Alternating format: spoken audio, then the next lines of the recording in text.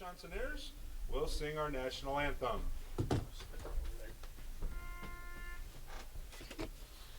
Oh, say, can you see by the dawn's early light what so proudly we hailed at the twilight's last gleaming, whose broad stripes and bright stars through the perilous fight o'er the ramparts we watched were so gallantly streaming, and the rocket's red glare, the bombs bursting in air, gave proof through the night that our flag was still there. Oh, say does that star-spangled banner yet wave o'er the land of the free and the home of the brave?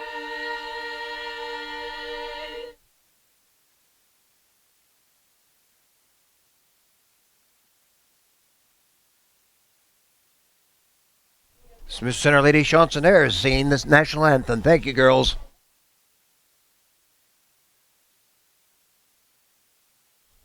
Good job, ladies.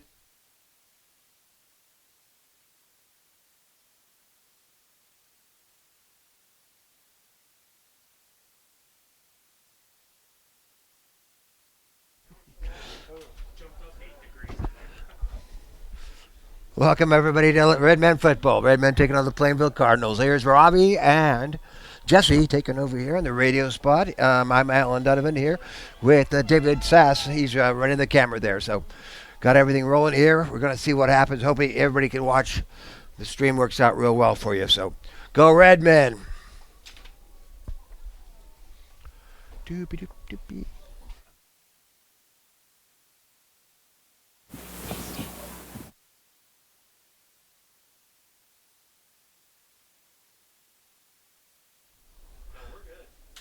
Don't forget this is Acacia sanctioned, so we do not have it on TV. She went that way. So I hope you'll enjoy this. Thank Acacia's for allowing us to stream. It will be on TV Sunday night, 48 hours after the completion of this game.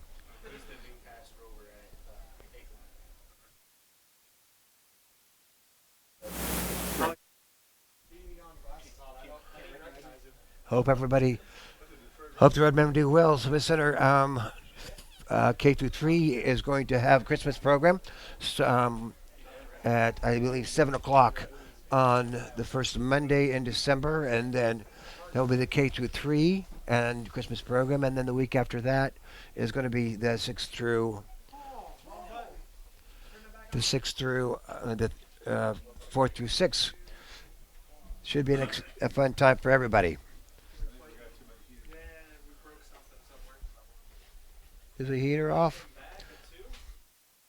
Smith Center, Jesse Ray alongside Robbie Gibson. As we get set for the starters tonight for the Redman offense. At tight end will be number 80, Nolan Lehman. Number 67, Colton Harrisnape. Number 62, Brell Spees. Number 66, Joel Montgomery. Number 50, Jacob Conrad. And number 77, Shelton Rothschild are your offensive linemen. The wide receiver is Griffin Kugler. The quarterback will be Trenton Colby. The running backs, Colton Shoemaker, Nate Hendrich, and Jaden Atwood. For the defense,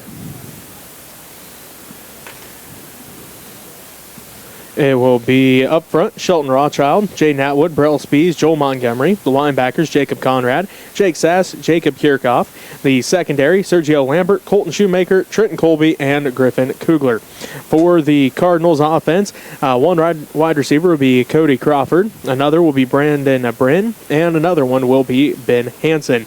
Up front, it will be Draxton, there we go. Draxton Hovis, along with Colton Weisner, Dakota Yost, Joshua Russell, and Peyton Rathbun. Another quarterback will be Jordan Finnessy, and the running backs, Kyle Warner and Jared Casey. So Warner played so good, they went from a 4 wide receiver set to a 3 wide receiver set and leave him in there on the offensive side of things, at least for some offensive sets anyway, which, hey, makes sense to me. He played pretty darn good in the absence of Jared Casey. Looks like defensively it will be number 55, Cale Dobson, number 54, Draxton Hovis, number 66, Dakota Yost, number 60, Joshua Russell, and number 50, Colton Weisner. Linebackers, Ben Hansen, Jared Casey, and Peyton Rathbun. And the secondary, Cody Crawford, Jordan Fitnessy, and Andres Dewey. Or Anders Dewey, there we go. Robbie, let's get your players to watch. Well, for the Redmen here, we're going to go offensive lineman with Colton Hairsnape. He stepped in later in this season as one of the big guys up front before this Redmond went down. So he's had to step into that spot. He has the first start here at the left side tackle going against this Cardinal team. Wasn't there last time these two teams played. Gets a big start here tonight in this sub-state game. Going over to the Cardinal side. Well, he was injured last game. Jared Casey, we kind of talked about him. He's one of those players that can easily step in and do it all for him. He's a big-time player, playmaker for him on offense and defense. So Jared Casey, he's one to watch all night long. He's going to get some big carries tonight. He's going to make some big plays in the middle of the field as a middle linebacker. So the Redmen going to have to make sure they get hats on him. And that's who I have for players to watch. All right, well, you already used Colton Hairsnape, Robbie. Yeah, well, he's getting used again. That's fair. All right, we're getting set here. The Redmen and the Cardinals both out here for the opening festivities, as the Cardinals already went through their pregame routines. The Redmen in that circle now, getting everybody hyped up. The Redmen in those home or red jerseys, white numbers in the green trim. Cardinals in their road white jerseys, maroon numbers, and the black trim.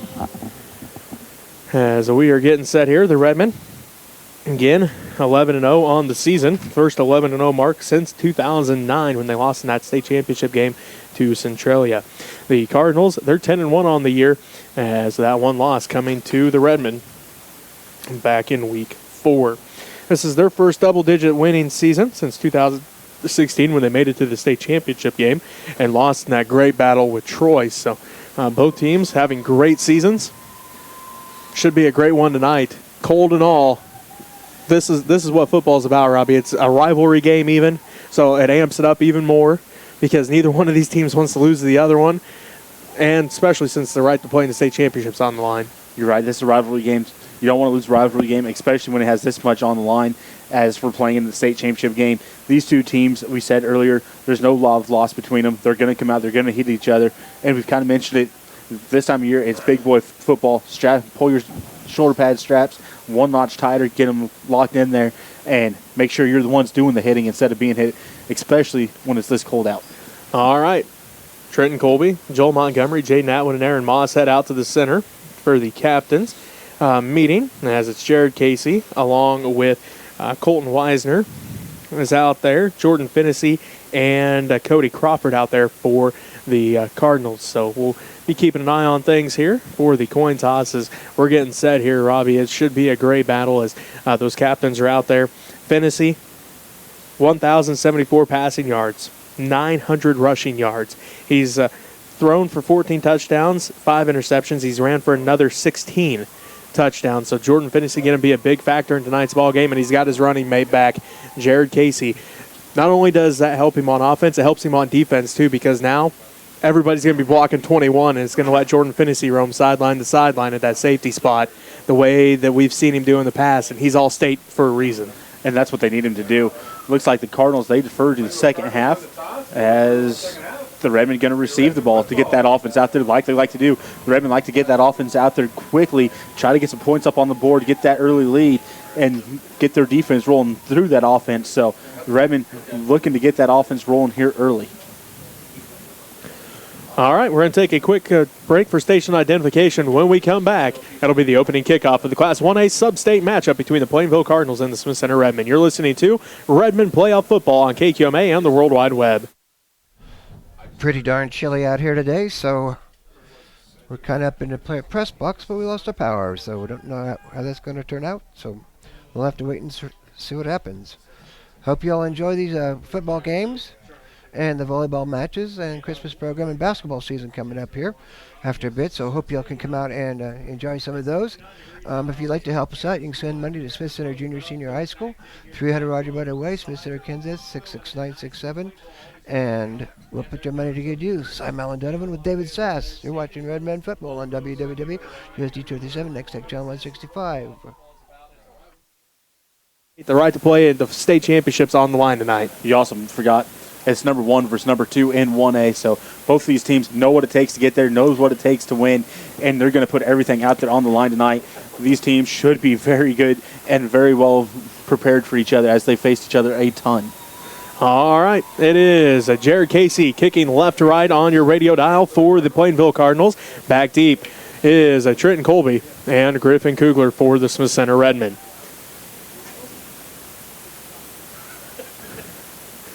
As we're getting set here, looks like Jared Casey has the ball teed up and ready to go. And again, it is Colby and Kugler back deep to receive for the Redmen. As it is going to be a squib kick.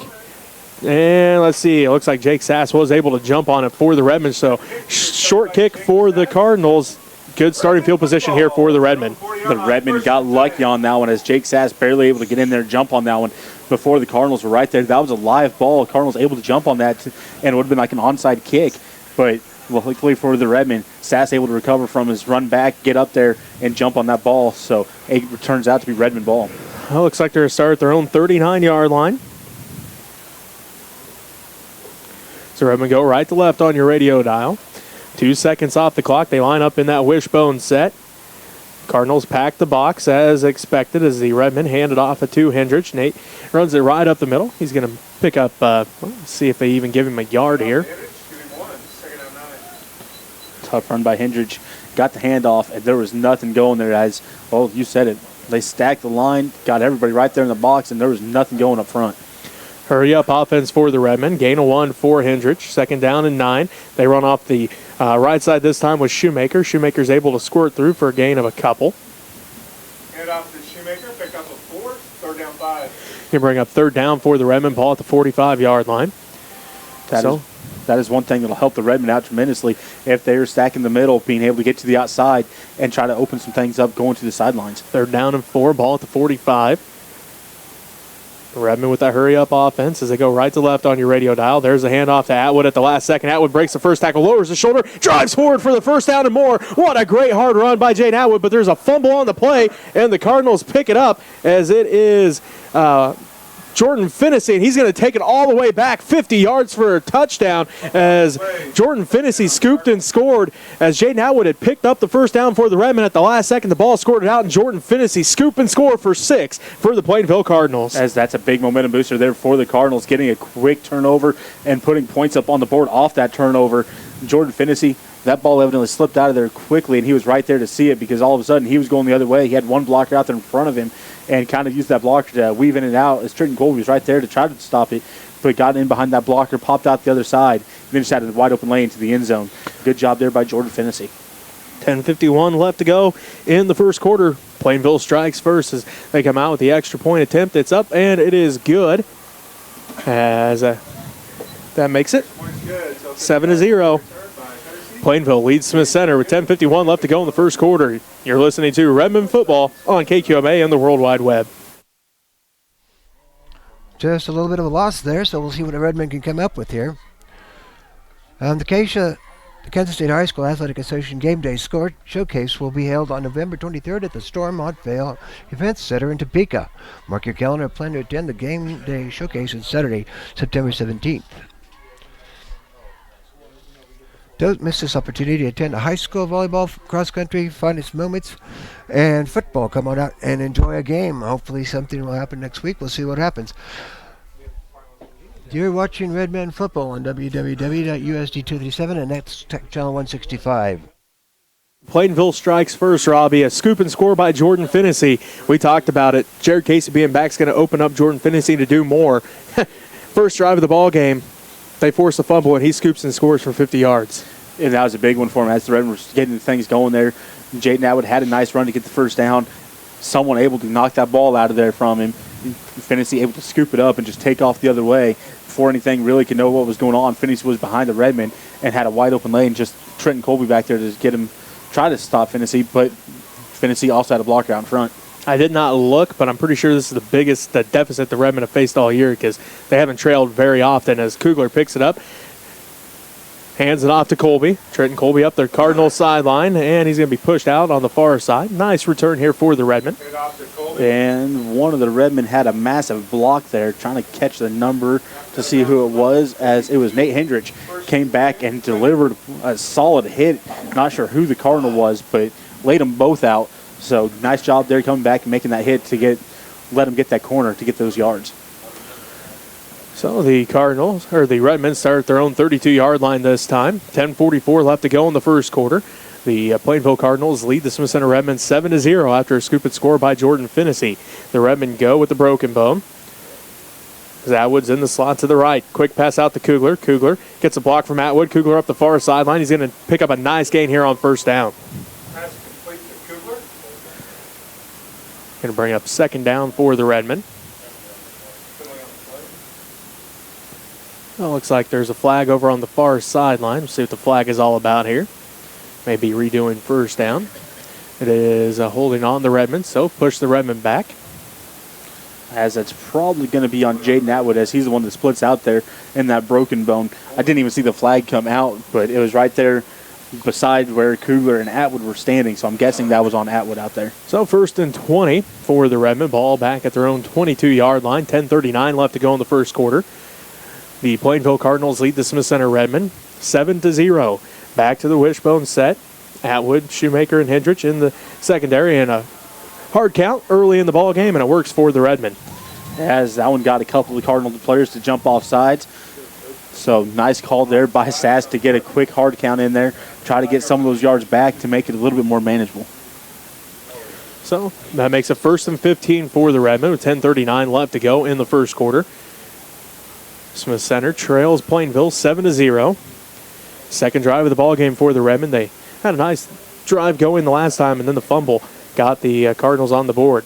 There's the handoff to Atwood. Atwood cuts back middle, breaks the first tackle. Atwood cuts back again as he's going to pick up the first down. What a great run that time by Jaden Atwood.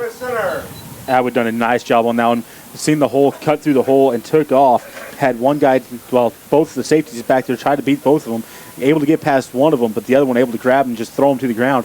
Atwood done a nice job, though, being patient, see where that hole was from his offensive lineman, and then just explode through it to get those yards. So 1st and 10 for Smith Center. Ball at their own 43-yard line now.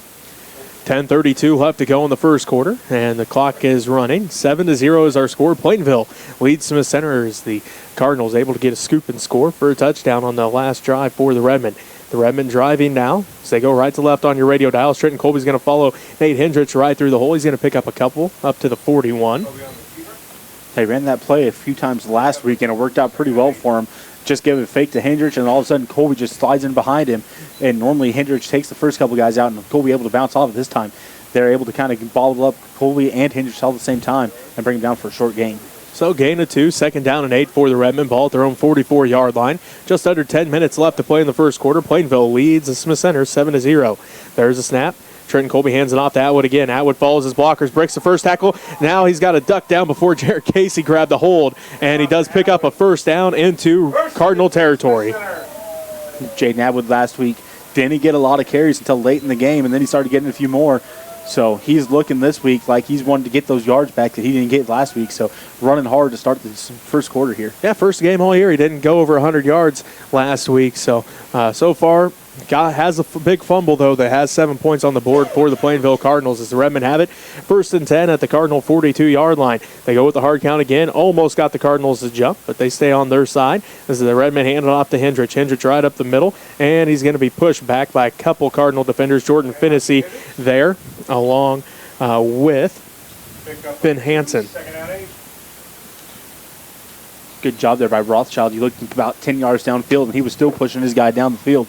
So he done a good job staying low, getting into his guy, and just pushed him straight downfield, allowing a little bit of hole for Hendrich to slip through. Just under 9 minutes left to play in the first quarter. The Redmen looking to answer as the Plainville Cardinals lead the Smith Center Redmen 7-0 here at Hubbard Stadium. Second down and 8. There's a snap. They hand this one off to Shoemaker. Shoemaker continues to drag the pile for a first down. What a great run by Jordan Shoemaker, but there is some dirty laundry on the field. Okay, there is a flag down on the field. I believe that came from the back judge, so probably going to be holding on the Redmen. And it is holding on the Redmen, so good call, Robbie. Their second holding here of this drive even, as this is their second holding of this drive, and that'll push the Redmen back instead of close to a first down. Now it's going to be second down and about 18. Ball's all the way back at their own 48-yard line. In a game like this one where you got two teams that are very good teams going against each other, penalties can really hurt you in these situations. So the Redmen, they got to figure out a way to get rid of these holding calls. Like you said, there's two of them in this drive. So second down and 18 with 8.5 minutes left to go in the first quarter. Smith Center trails Plainville 7-0. There's a snap. Trenton Colby counterplay with Shoemaker. Shoemaker off the right side, and he's going to be tripped up over on the far sideline. Get off to Shoemaker. It's a nice little gain, though. Still going to bring up third down for the Redmen. About 6, third down, 14. Looks like about 3rd and 14 for the Redmen. As Lehman comes back into the ball game. Kirchhoff takes a trot to the sideline here with 8 minutes left to go in the first quarter. Plainville leads Smith Center 7-0. Third down and 14 for the Redmen. Kugler split out to the right with a wishbone set behind Trenton Colby. There's the snap to Colby. They hand it off to Atwood. No, Colby keeps it himself around the left side. He follows Atwood. Stiff arm. He's at the 40, 35, and he's going to dive forward. He's going to be just short of the first down marker. We'll see exactly where they spot him, but what a great run by Trenton Colby. But there is another flag on the play here, Robbie. As once again, probably a penalty on the Redmen. I didn't see the ref. I think he gave a call. Nope, not yet. Not yet. I was going to say, it looked like from where he all of a sudden popped out to the blind spot and looked like he was making a call anyways. Block in the back on the Redmen. So instead of close to a first down, now it's going to be third down and long yet again. Third down and 15. 13 and 16, I guess. Ball's at the 49-yard line. So third down and about 16 for the Redmen. Robbie, ball at the Cardinal the 49-yard line. 7.5 minutes left to go in the first quarter. Plainville leads Smith Center 7-0. There's a snap. Pump fake. Colby's looking deep for Kugler. Kugler's got the step. Can he haul in the pass? And no. Just off of his hands on the far side as he almost had that one. Almost another great catch by Griffin Kugler on the far sideline, but unfortunately for the Redmen, he could not quite haul that one in. I said that was just a pump and go. Gave him a hard pump out there and then just let it fly. And Kugler had to run underneath it. Kugler almost got there. Just his fingertips not quite long enough. Like you said, otherwise that would have been another great catch on the sideline there by Kugler. So it looks like Trenton Colby going to drop back to punt this ball away. Hendrich is one flyer. Jake Sass the other flyer. 7:18 left to go in the first quarter. Finney's back deep to receive the punt. High punt here for the Redmen, as this one's going to drop dead inside the 20. So a great punt that time by Trenton Colby, and it's going to put the Redmen defense out there for the first time, and that means the Cardinals offense comes out with an early 7-0 lead. Finney playing down a little bit dangerous as that ball took a bounce, and he all of a sudden just exploded towards it like he's going to take it off the bounce with a couple of Redmen right there. The Redmen seen him coming, though, and they're ready to hit him. So nice job there by the Redmen, paying attention to what was going on. Finney, though, once again playing a little dangerously on that punt. First and 10 for the Cardinals. Ball at their own 18-yard line. Here comes that Cardinal offense. They send trips to the right, one man to the left. Casey stands to the right of Finney. They run the option. Finney's going to keep it himself, and he's going to break the first few tackles. Finney gets upended by Trenton Colby, but still a nice run on first down for Jordan Finney to pick up 8 on the play, second down and 2. Big run there for Finney, able to make some Redmen miss just with little jukes to the side. Get a big gain from Finney. Hanson, Crawford, and Warner to the right.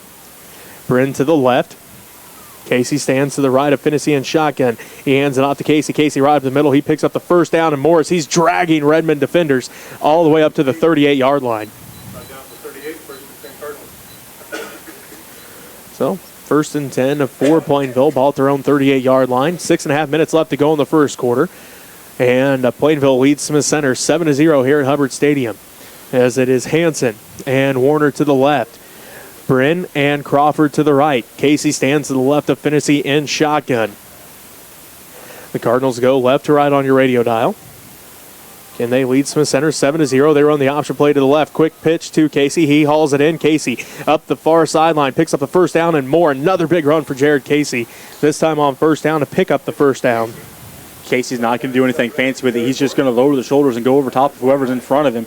And that's exactly what he did there. Right at the first down marker, had to drop his shoulders, went over the Redman defender that was there, but able to gain some yards off of that. So the Redmen, they have to make sure that they're breaking down and hitting Casey low and not trying to come up high on him. 6 minutes left to go in the first quarter. Plainville leads Smith Center 7-0. Finney breaks the huddle with twins left, twins right. Casey stands to his left in shotgun. Finney awaits the snap from Dakota Yost. There's a snap, hands it off to Casey again. Jared right up the middle this time, gets stacked up, still on his feet though, and now the whole Redman defense finally comes in to bring him down, as that was literally the entire defense that hit him that time. That was every single person on the field for that Redman defense that hit him. So Casey doing everything he could to keep himself going.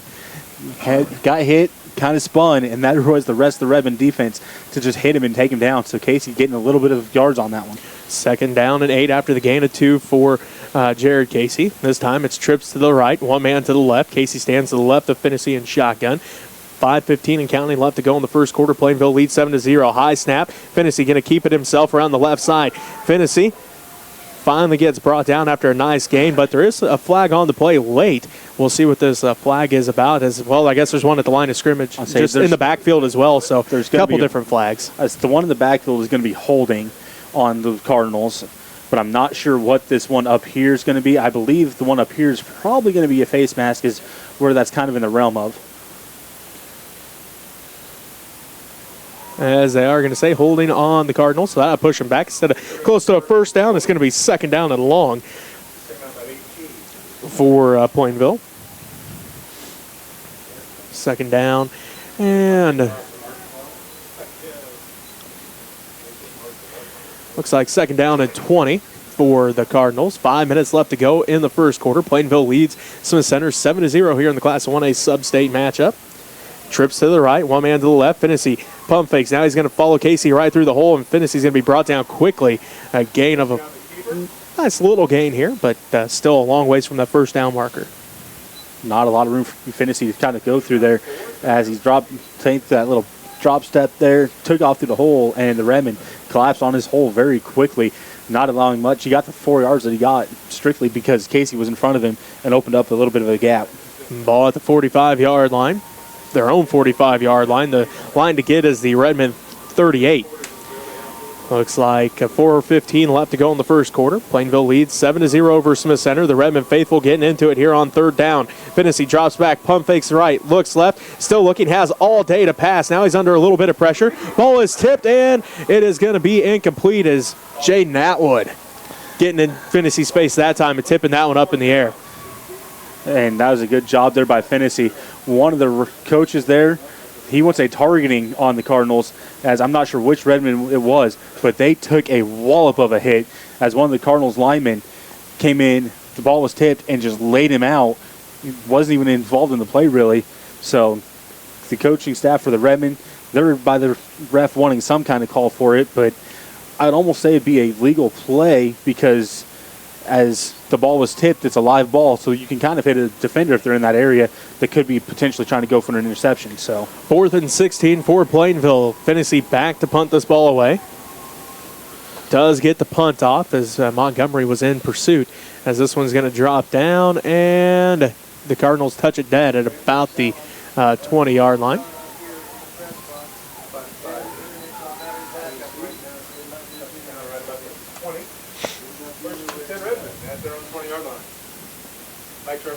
So the Redmen will start 1st and 10 at their own 20-yard line. 1st and 10 from their own 20 is where the Redmen have this one. 3:57 left to go in the first quarter. Plainville leads Smith Center 7-0.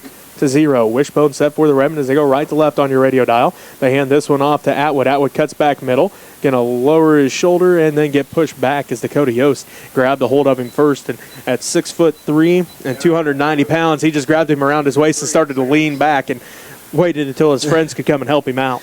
Well, that's not a bad idea there by him, as he can outweigh Atwood by quite a bit, pulled him backwards, didn't allow him to go anywhere. So that is a very good way to stop things. Gain of 3 for Atwood on that one. 2nd down and 7. Ball at the Redmond 23-yard line as they trail 7-0 to Plainville. There's the snap. They hand this one off to Atwood again off the left side. And Hovis this time there on the stop for Plainville. The Cardinals doing a good job here on this defensive stand, flowing to the ball, making sure Atwood doesn't have that cutback. That's kind of what he's been looking for, is that cut to go backwards on everybody as they're going downhill. But Cardinals this time able to slow that down. So 2:58 left to go in the first quarter. Plainville leads Smith Center 7-0. The Redmen face 3rd down and 7. Ball at their own 23-yard line. Kugler split out to the right. Wishbone set behind Trenton Colby. There's the snap. Counterplay with Atwood off the right side. Atwood bobs and weaves, trying to find a place to run, and then Yost and Casey grab a hold of him. He's going to bring up 4th down. Atwood did everything he could just to get back up to the line of scrimmage, able to do so, and then get a few extra yards off it, but not a whole lot. So Atwood doing everything he could, as there was a lot of Cardinals in the backfield. It's going to bring up 4th down, and let's call it 3. 4th and 3.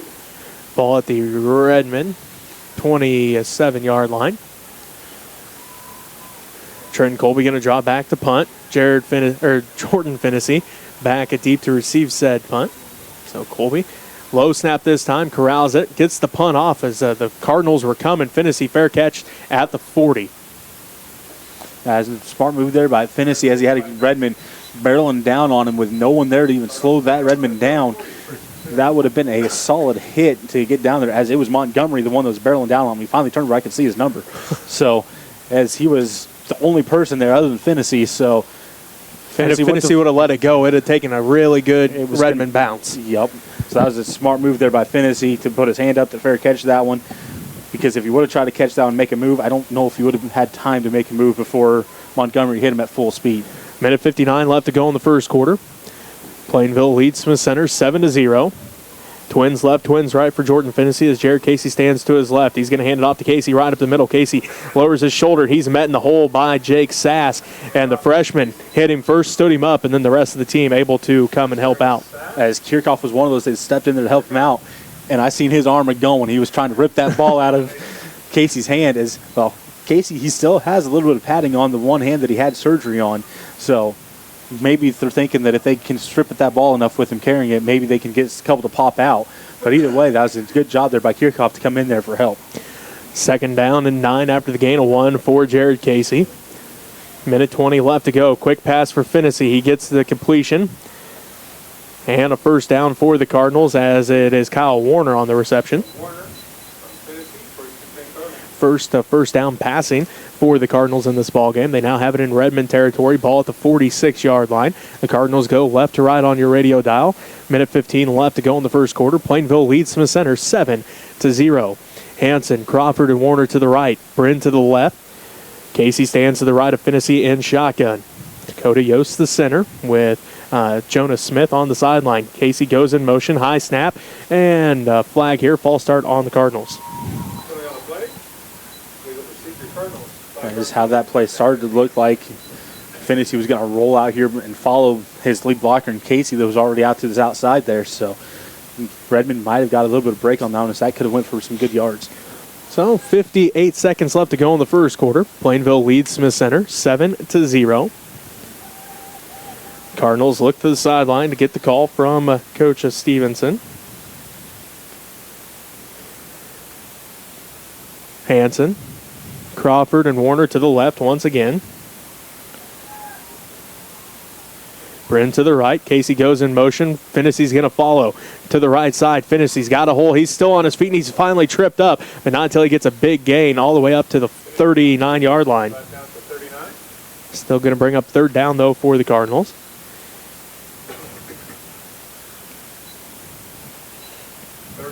Just ran the play that I talked about there, as they brought Casey in motion, got him over to their tight end, snapped the ball, and he just went out and hit the closest linebacker, which opened up a big hole for Finney to come right behind him in.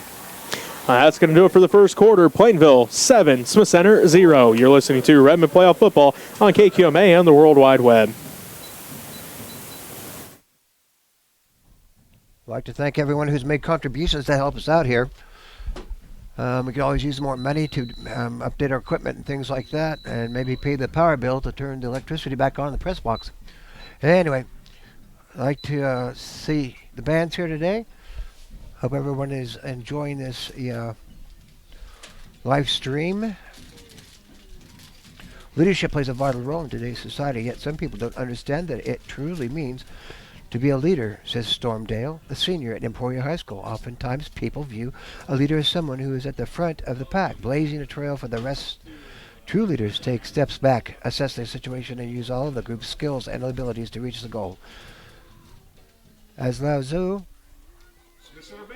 a Chinese philosopher, once said, when the best leader's work is done, the people will say, we did it ourselves. A message from the Kansas State High School Athletic Association and the Stewart Advisory and www.ust237 and XXL 165.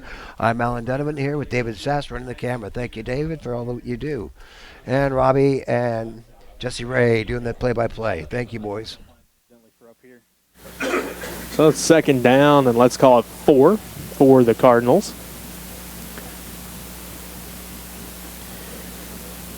Once we get back to action here.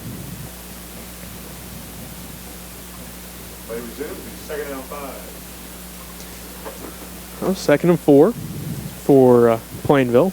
Ball at the Redman 39-yard line.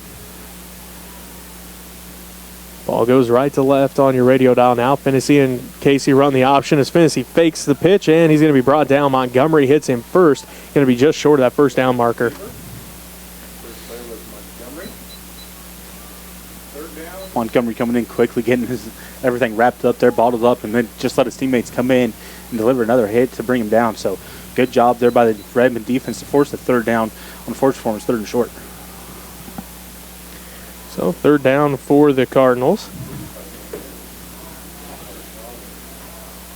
They go left to right, or right to left on your radio dial with trips to the left. One man to the right. Casey stands to the right of Finney. Finney picks up the first down and more, as he's finally pushed out of bounds on the far sideline, but not until he picks up a huge first down for this Cardinal offense. But I'm going to bring in bad news as there is a flag on the play coming from the white hat in the backfield. Well, then I'll erase all my markings here.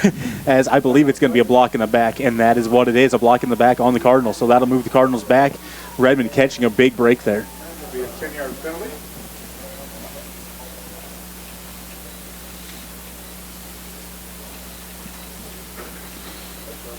As it was on one of the linemen for the Cardinals, not sure which one, as one of the defensive players got back there, got turned to go after the play, and all of a sudden he was staring at the ground as he was heading towards it. So good job there by the Redman defense to stay in pursuit of that to get a penalty. So instead of 1st and 10 for the Cardinals, it's now 3rd down and long. Let's call it 3rd down and about 17. Ball at the Cardinal 47-yard line. Minute 14 left to go, or 11:14 left to go in the first half. Plainville leads Smith Center 7-0. Finney back to pass. He's under pressure, and he's going to be corralled in the backfield as the Redmen bring him down. It's Rothschild, Kirchhoff, and Conrad, as Kirchhoff and Rothschild finally grab the hold of him, but the three of them, they all get like a third of a sack on that one. Well, and I'm sure they're all right with sharing it with each other, as those defensive line for this Redmen, they get after the quarterback, especially if they know it is a passing situation.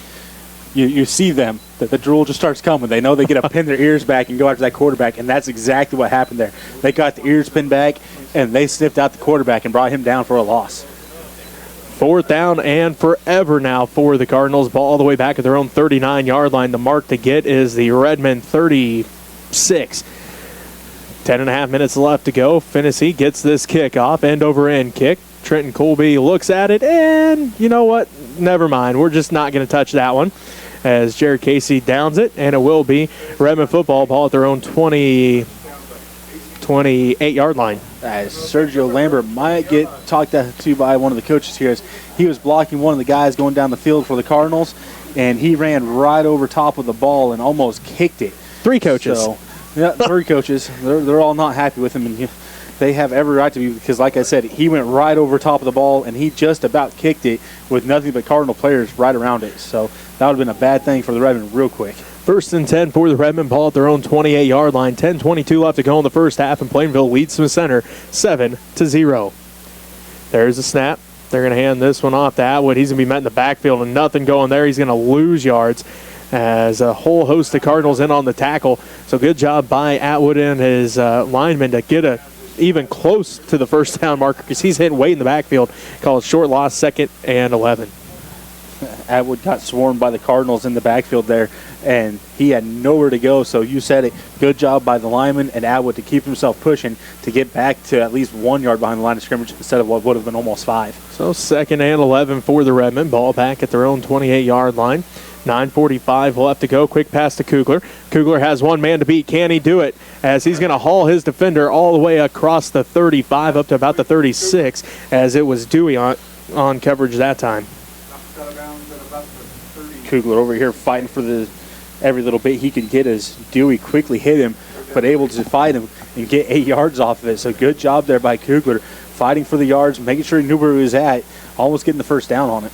So 3rd down and 3 for the Redmen. Ball at their own 36-yard line. Kugler split out to the right. Wishbone set behind Trenton Colby. 9:37 left to go in the first half. The Cardinals lead the Redmen 7-0. Colby keeps this one himself right back up the middle and maybe a yard on the play. As the Cardinals players, they're looking like they might have had it, but I didn't see the ball slip out. So going to bring up 4th down and about 1 for the Redmen. Ball at their own 30. They might be bringing the chains in here to measure this one. Just to make sure, see how close it really is. Which, that's a long ways to try to look across and keep a straight line, so bringing the chains clear across the field to measure this one off, so I like this call by the refs. Again, we have a So stocking hat up here in the press box. as we await here. As they pull it tight, and he's going to be, well, about a yard, or a little less than a yard short, so still going to be 4th down and short for the Redmen.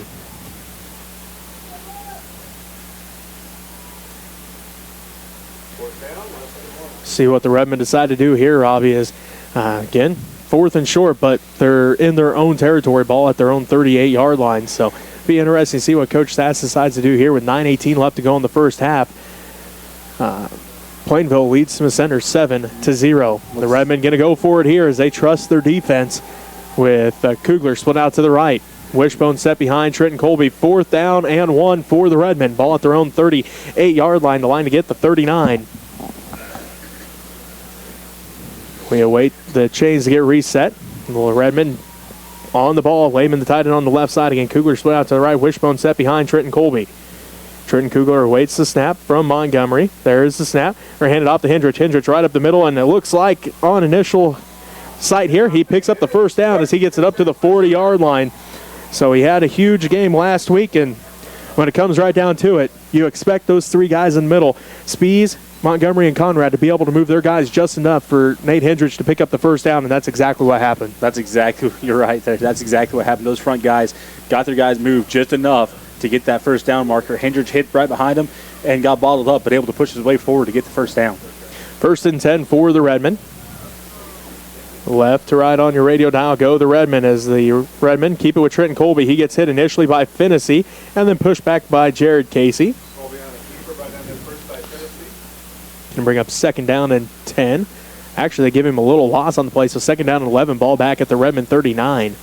As the Redmen run game slowly getting worked out here by the Cardinals, as the Cardinal defense, they are putting pretty much everybody in the box. Except for Dewey, who has to cover. Except for Dewey, yeah. He's the only one that comes out, and, you know, looking at it, he's almost 9 yards off of Kugler out here, so that's a play that the Redmen could look at as well. And that's exactly what they go to. Quick pass to Kugler, and he couldn't haul that one in, so it'll bring 3rd down and 11. That was a low pass coming out there to Kugler. It was down by his feet, so tough pass for Kugler to try to haul in. If that would have been up there, he might have been able to make a play, but you have to give it to Dewey as well out here. He's been put out here on this island, so the Cardinals, they trust him in being able to make that play, as it's a long ways for the next defender to get there. So Dewey's out here on an island making some plays, trying to keep Kugler contained. Third down and 11. Ball at their own 39-yard line. 8:12 left to go in the first half. Plainville leads Smith Center 7-0. The Redmen with the football. Counterplay with Shoemaker. Shoemaker looks to find a hole. He slips, and then he's going to be pushed back. Actually, they're going to say his knee touched, so he's going to lose a couple, and it's going to bring up 4th down and long for the Redmen. Shoemaker went to cut, and he just lost his footing. And that's one thing you got to worry about here tonight as, well, that snow earlier today made this grass field a little bit damp and a little bit harder to keep traction. Shoemaker made his cut, and he had a nice cut, but that foot just slid, and down he went. Ball back at the 47-yard line, so 4th and 13. Trenton Colby back deep to punt yet again. Jordan Fennessy back deep to receive said punt for the Cardinals. Colby just gets this one off as he was under immense pressure this time. Takes a little bit of a Redman bounce and a tiny Cardinal bounce, and the Redmen down it at right around the 30-yard line. As the Cardinals, they are on punt block mission tonight, as every time the Redmen have went back to punt it, they have sent 3 or 4 extra people to go after that ball. That time, almost getting there, it was hitting Trenton Colby's foot.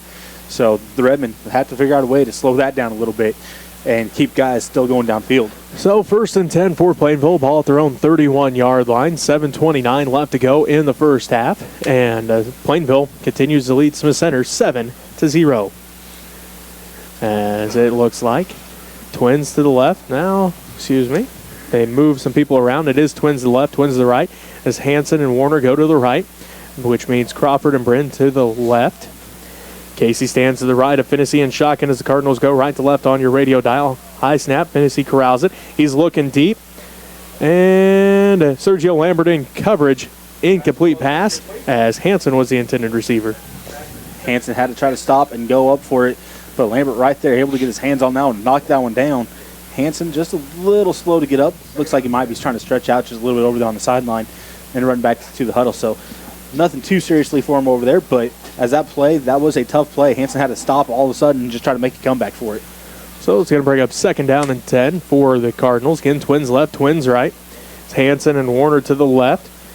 Crawford and Bryn to the right. Casey stands to the left of Fennessy. There's the handoff to Casey. Casey goes right up the middle, and he's going to fall forward. And let's see, they are going to give him the 1st down. Shoemaker, the defender that hit him, he done exactly what he needed to on Casey. He gives up a lot when Casey's coming at him. Went down, cut out one of the ankles. Casey able to keep his balance just enough to get to the 1st down. Otherwise, Shoemaker done exactly what he's probably every coach has told him to do. Go low, hit it low, and he done that. If he could have wrapped up that 1 foot, it would have helped him out tremendously, though.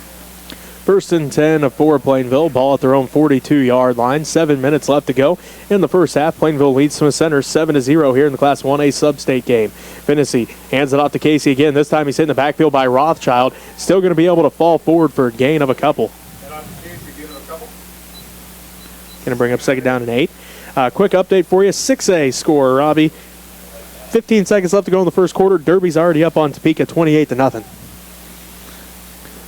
That's quite a score for 6A there. It's Derby, though, so that's no surprise. That's a good point, too. 6:25 left to go in the first half. Plainville leads Smith Center here at Hubbard Stadium 7-0. 2nd down and 8 for Plainville. As they go right to left on your radio dial. Twins left, twins right. Fennessy, quick pass to the right, and they are going to haul it in. Over on the far side, that's Crawford with the reception.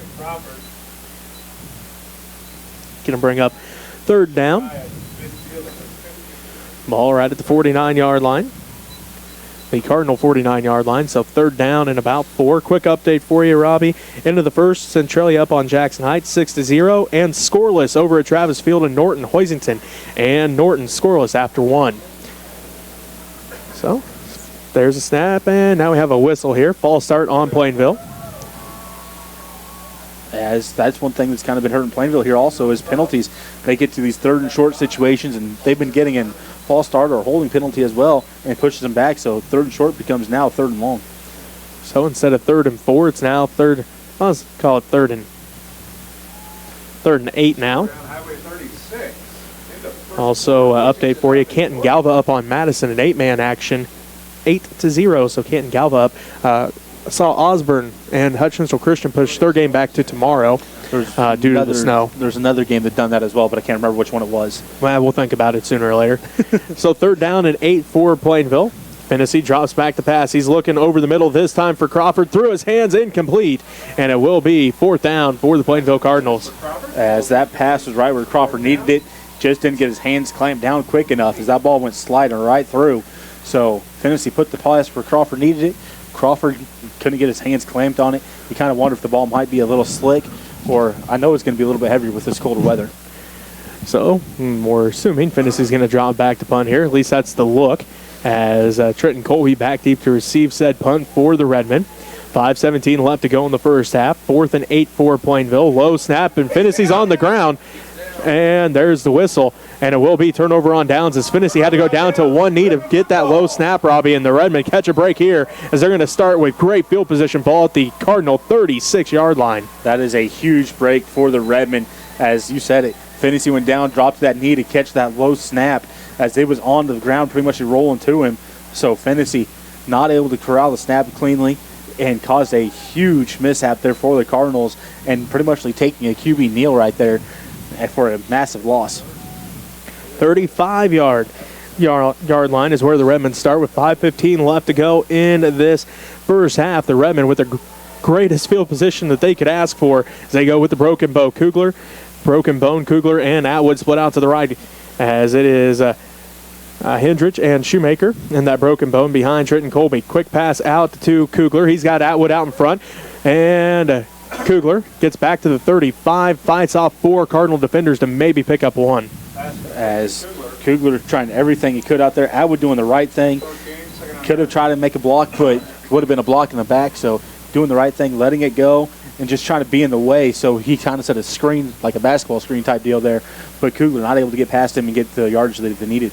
Very short gain on the play, so we'll still call it 2nd down and a long 9, short 10 here. But for path purposes, we'll still call it the 35-yard line. 2nd down and a long 9 for the Redmen. They go left to right on your radio dial. Ball at the Cardinal 35-yard line. Kugler split out to the right. Wishbone set. Trenton Colby hands this one off to Atwood off the right side. Atwood breaks through. He's got a stiff arm up the sideline. He's dragging players, breaks through, and then dives forward down to the 12-yard line. What a great run by Jaden Atwood up the Redmen sideline. He broke 3 tackles, dove forward, and gets up to the 12. Great job there by Atwood, keeping those legs turning. They knew that they needed something going there. Atwood able to get it going along the sideline, busting through people, using a stiff arm. And that's just a good run for Atwood. So Jaden Atwood gets the Redmen in the red zone for the first time in this ball game. It's 1st and 10 from the Cardinal 12. Kugler split out to the right. Just under 4.5 minutes left to go in the first half. Wishbone set behind Trenton Colby. There's a snap. They hand this one off to Shoemaker off the left side. He breaks through the first tackle, and he's going to pick up a couple on the... Well, let's see where they spot him down at. Maybe gain a 1 on the play. Shoemaker able to get past the first guy as they hit his leg, but the Cardinals right there closely, able to bottle him up before he could get that leg planted again to keep his feet going. So good job there by the Cardinals defense to be there closely, and Shoemaker, good job by keeping his feet trying to go forward.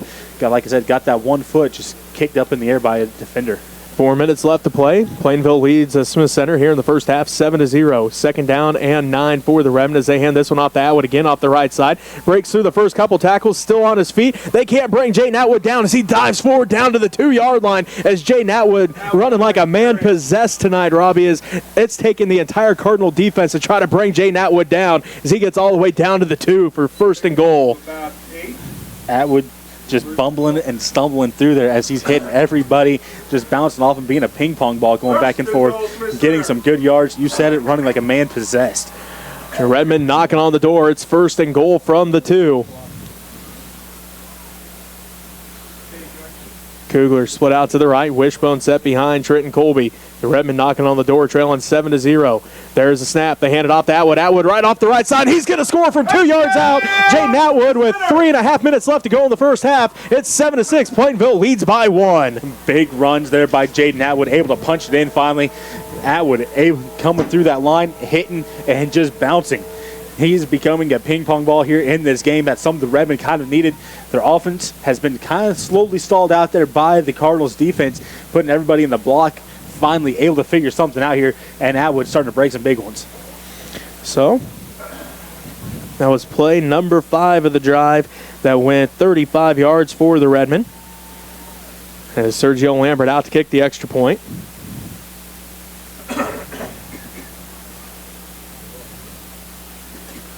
Snap is down, hold is up, and kick is good. So Kick is good. Lambert ties things up 7-7 with 3:29 left to go in the first half. You're listening to Redman Playoff Football on KQMA on the World Wide Web. And on www.usd237.com. And next tech channel 165. Like to thank Paige Archer, who's directing the band. Greg Holman was sick, and so Paige stepped up, and now she's the band director, so super cool. Like to thank our sponsors, Greg and Tamara Frank, that's Farmers Insurance in beautiful downtown Smith Center, Daryl and Kathy Lehman, David Hallman, Skipper Maria Miller, Matt and Alicia Brown, John and Ella Sparks, Gerald and Jenna Beclaire, Third Street's Design, Kathy McCary, they're on 3rd Street, of course, Tim and Paul Pullen, State Line Properties, John Phelps, Kim and Burke Phelps, John Overmiller, State Line Properties, there's Sean Phelps, yeah, in the beautiful downtown Smith Center, Ken and Diane Depperschmidt, Dennis and Pam Hutchison, Shirley and Long, Larry and Barbara Wilson, the Holtus boys, Eltine, Mike, Mitch, and Lyle, Donna Duntz, Mitch, and Tamara Holtus, Neil Herndon, Mike Hentz, and Gary and Brenda Freeland, thank you for your contribution and helping out. If you'd like to help us out, you can send money to Smith Center Junior Senior High School, 300 Roger Barta Way, Smith Center, Kansas. We'll put your money to good use. Here we are back in action. Here is Jesse and Robbie. They got to get it on defense, try to get that ball right back into their offensive hand to try to keep this momentum right in their hands. So 3:29 left to go in this first half. We're tied at 7 apiece. Kyle Warner back deep to receive the punt. Casey back there. Finney also back there. There's the kick. Finney picks it up at the 20. He's at the 25. Cuts outside. Still on his feet at the 30. Finney looking for blockers, and now a whole host of Redmen come and bring him down at about the 32. And a flag called here. As I'm not sure what it's going to be. They could either go with holding. There might be one on the Redmen for maybe leading with the helmet, maybe. I'm not sure what they're going to call here. Sergio Lambert came in and hit Finney. Personal foul. Hit to the head. Redman coach is not too happy about it. So Finney, Lambert, I believe, is the one that may be getting called for this, Robbie, because he came in late as Finney was trying to spin for an extra yard or two and hit him last. That's the only thing I can think of. That's about all that I can think of as, well, Finney, he was bouncing all over the place. He had a guy in front of him, his own blocker, and kind of moving him and then bouncing back and forth. When he got bottled up, just kind of was trying to spin to get that extra yard, like you said, and Lambert came in to deliver the final hit, but maybe just went a little bit too high. So 3:21 left to go in the first half. We're tied at 7 apiece here between the Smith Center Redmen and the Plainville Cardinals, as it is Cardinal football with, again, that 3:21 mark left to go here in the first half. They go right to left on your radio dial. It will be Bryn and Warner to the left. Bryn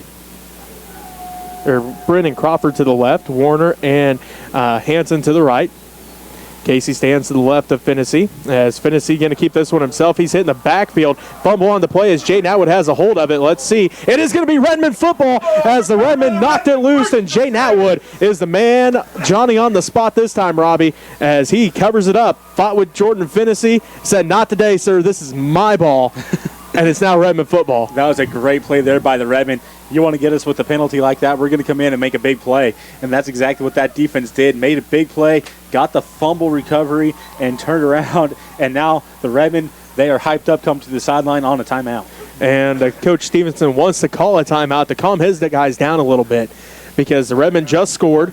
The Cardinals get a break on the kickoff with the penalty by the Redmen, and then Jordan Finney gets that popped loose as he dove forward trying to get some extra yards, and the Redmen able to pop it loose. Not real sure which Redman it was that knocked it loose first or even hit him in the backfield, but nonetheless, great defensive effort by the Redmen that time. Unfortunate break again for Jordan Finney as he had his knee down on the last one when he went to get the punt. Gave the Redmen great field position this time. The veteran quarterback fumbling the ball as he was trying to, again, dive forward for some extra yards. Just the hustle play by the Redmen that time.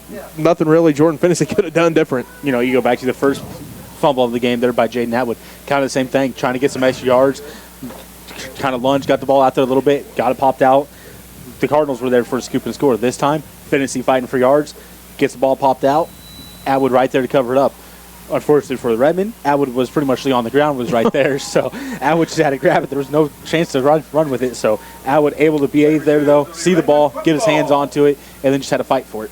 3:17 left to go in this first half. The Smith Center Redmen with the football as it's tied 7-7 here with the Plainville Cardinals. The Redmen go left to right on your radio dial. They start with the ball in the Cardinal territory. Ball at the Cardinal 48-yard line. It is Kugler split out to the right. Wishbone set behind Trenton Colby, Shoemaker, Hendrich, and Atwood the backs. They're going to hand it off to Atwood off the left side. Atwood looking for a hole. He's going to fight forward, and he's going to get up to about the 45, so we'll call a gain of 3, 2nd and 7. Atwood trying to get through there, just had not a lot of room to go, bouncing back and forth, finally getting the 3 yards as kind of waiting for his offensive line to get a hole opened up for him, and just no hole opening up. Halftime score: Norton up on Norton and Hoisington still scoreless.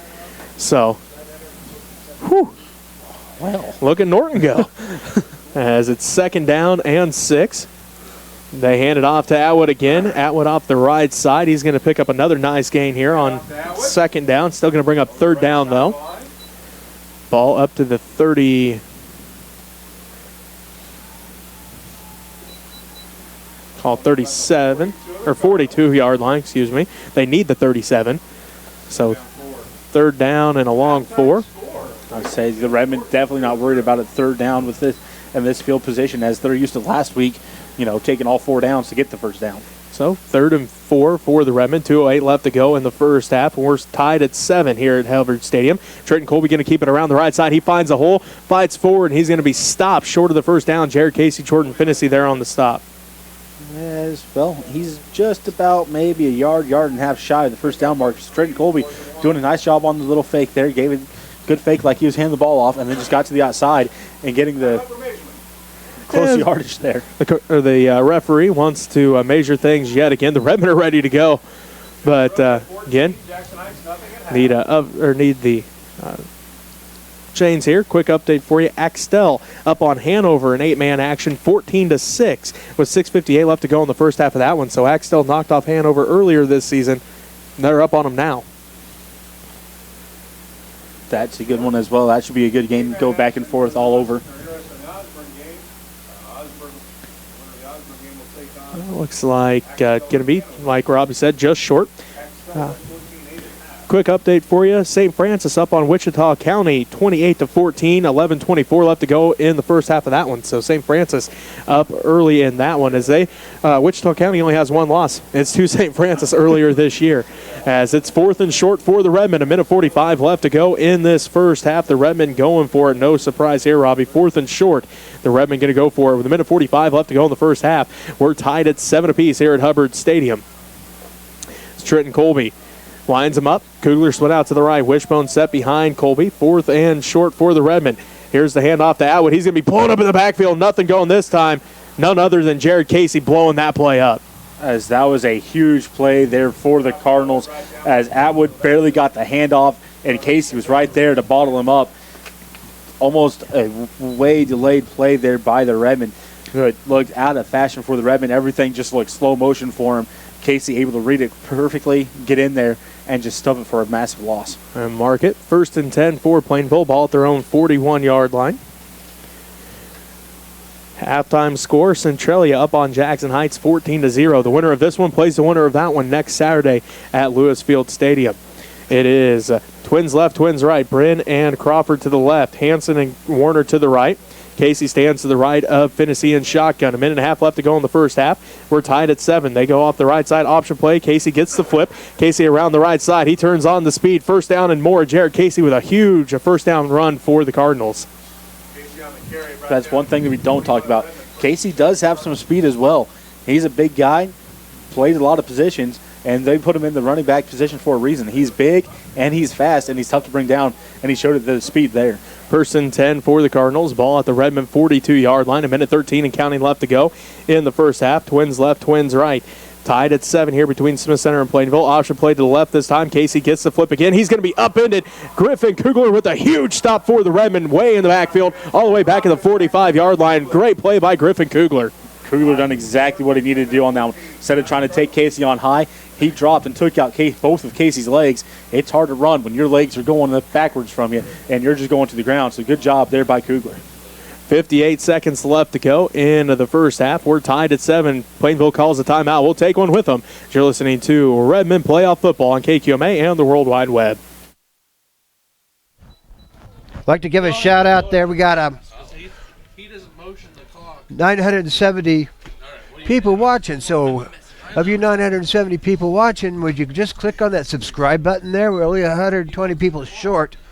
Just click on the subscribe button. If you're watching on your YouTube TV, though, you can't do that. But just go on the internet sometime. Click on www.usd237.com. Click on the quick link and go to watch streaming.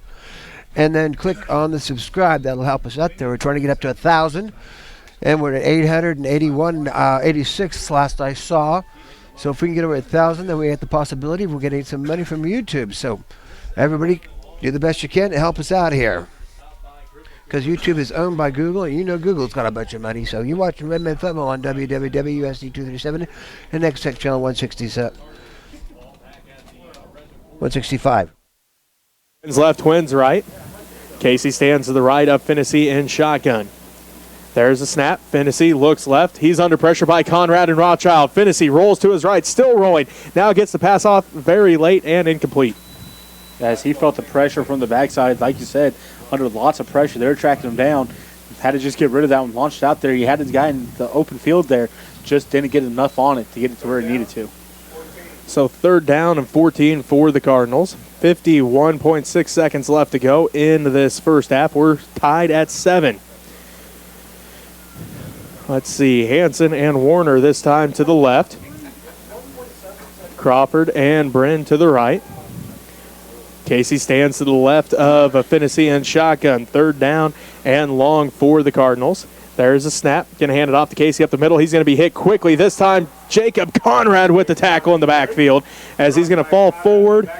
They are going to say right back to the line of scrimmage. Going to bring up 4th down.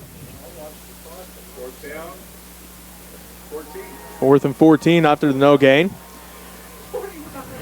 7-7 is our score. Timeout called. We'll take one with them as you're listening to Redmen Playoff Football on KQMA and the World Wide Web.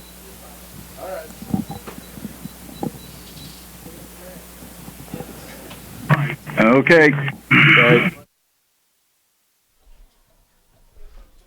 So we're just working on this clock thing for some reason. It's not always working out for me.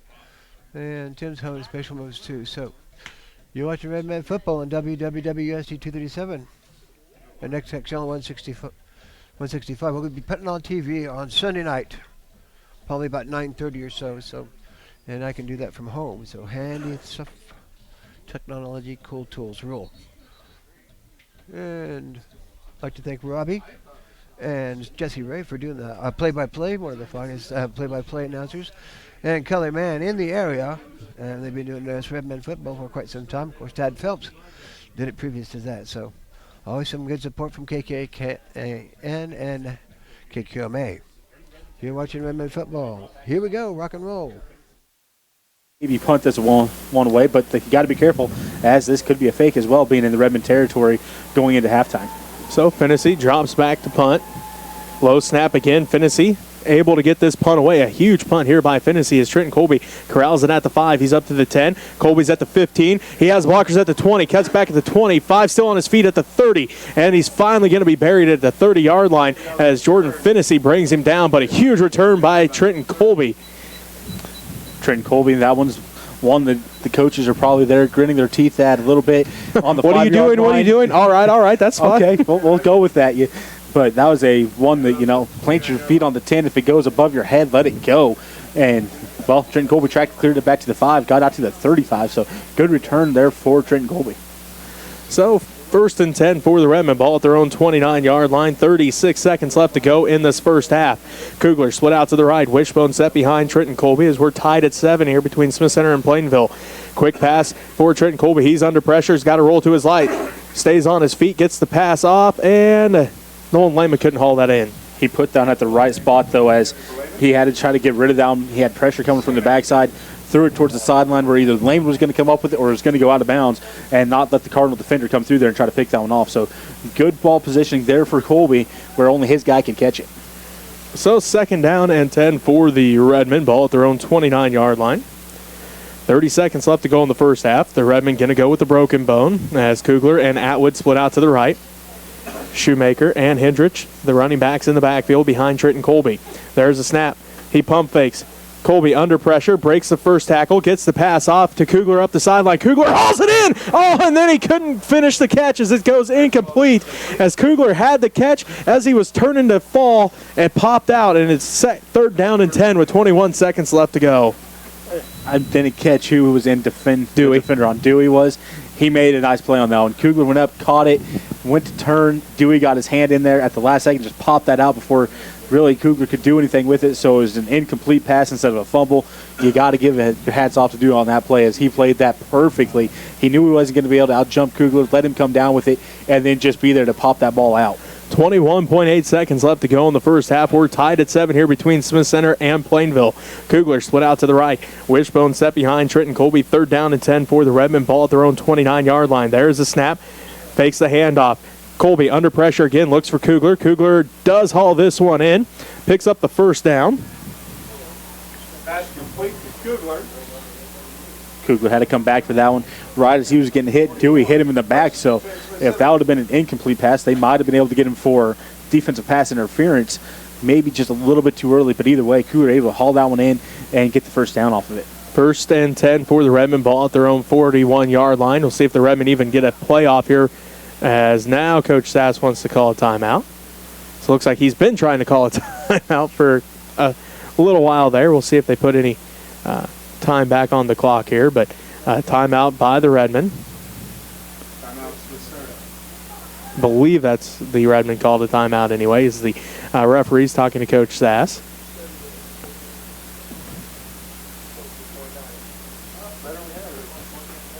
So they do put about 7 seconds left on the clock. Robbie, we'll just keep this one here. 7-7. The Redmen will have it 1st and 10 at their own 41-yard line. They want to try to get some points on the board here because Plainville gets the ball to start the 2nd half. I don't blame them. I mean, I try to get down there, get some points on the board.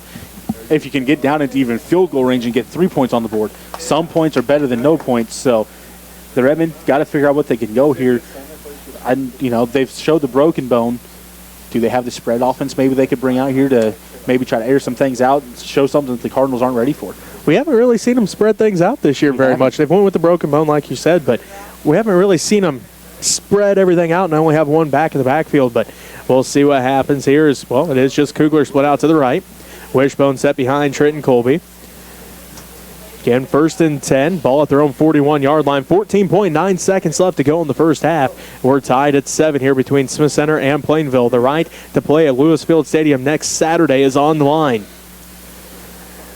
See what the Redmen have drawn up here after the timeout. Trenton Colby awaits the snap from Joel Montgomery. There it is, a handed off to Atwood off the right side. Atwood still on his feet. He cuts back to the left. Atwood has Finney and Crawford to beat. Is Crawford able to drag him down finally as Atwood's all the way up to the 33-yard line. Right down and up. As the Redmen call a timeout. 5 seconds left to go here, Robbie. Ball at the 35-yard line. 7-7 is our score, and we'll go ahead and take this time out as you're listening to Redmen Playoff Football on KQMA and the World Wide Web. Hope you all stick around and watch the dancers here. Going to be performing at halftime. I'll try to get some sound going so that you can hear them. Although sometimes that works and sometimes it doesn't. A lot of times the old fart will stand up in front of the camera. So we'll see what happens here. It's always kind of razzle-dazzle. Never know what's going to happen. So hope you all enjoy what you're watching. Don't forget, you're going to be coming up with, we're going to have a Christmas concert coming up the first Monday and the second Monday and third Monday, I believe, in December. So pay attention for those. If you like to watch children, grandchildren, or just like children's music, you can watch those. So I'm Alan Donovan here with David Sass doing the football. So hope you enjoy this. Oh, you 1,013 people who are watching right now, please. If you haven't ever done it before, click on that subscribe button so you can help us out here. We need to get over 1,000 people watching.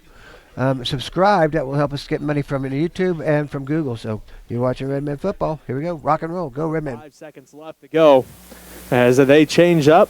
And Finney's going to be covering up Kugler on this final play of the half as Colby back to pass. He's going to be under pressure. He's going to launch it deep. He's got Kugler in the end zone, and it's going to be picked off at the end of the ball game, or at the end of the half, by Jared Casey. That's exactly who they figured the Redmen were going to try to go to, was Kugler, so they switched up defenders on him. And, well, it worked out as Casey able to come up with the interception at halftime.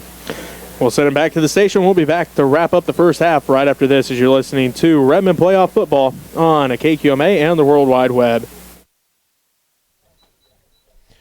So the dancers are going to come out here and play some songs, do some dancing. So hopefully you stick around for that.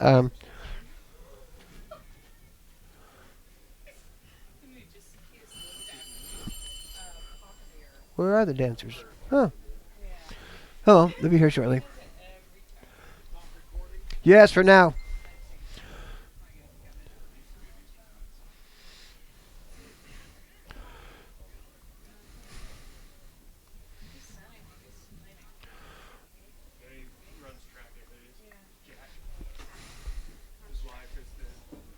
Shelby Dannenberg up here, the dance sponsor. So she's going to be directing and letting you know who everybody is. I'll have to switch down there to turn that mic on for Dave. So I'll be right back.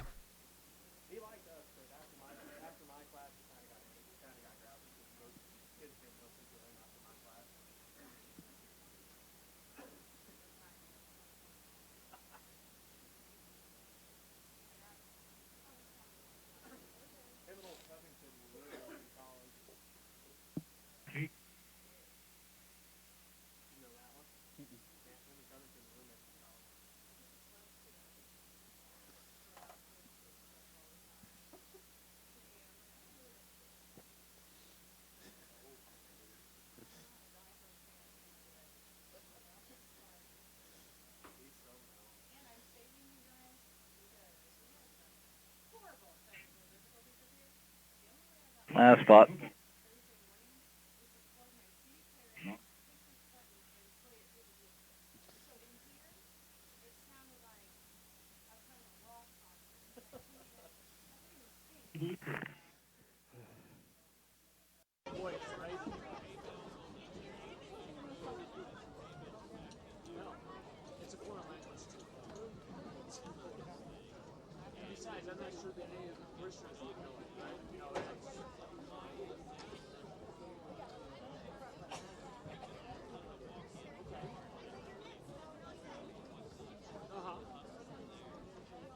The 2019-2020 Smith Center Scarlets. Squad members include freshman Haley Feldman, freshman Adrian Hawkins, junior Farrah McCoy, senior Jesslyn Kirchhoff, senior Sam Tucker, senior and co-captain Cindy Hurt, and senior captain Kaylin Godsey. The girls are performing to Swan Song tonight. Due to weather, it is very slick even on the track. And we've had some technical difficulties with the sound system. So if you can give me just a minute, I'm gonna run down and hook my phone up to the speakers so they can have music. But they wanted to perform for you tonight, so we're gonna do it here on the track with my speaker down front.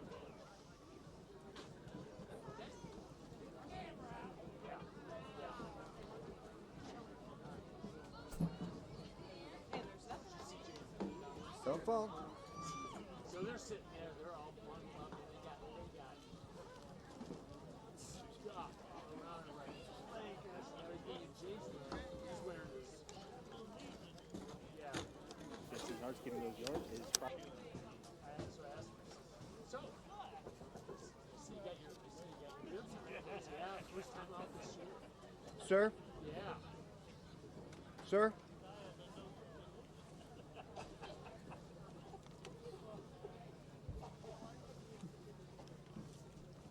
Thousand people heard your story.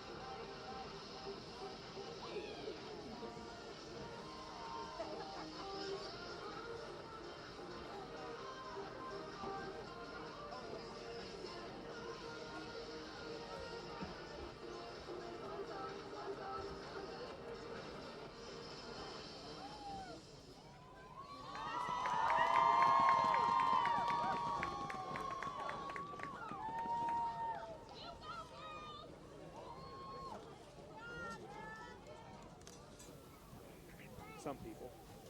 Well, yeah, because they used to play.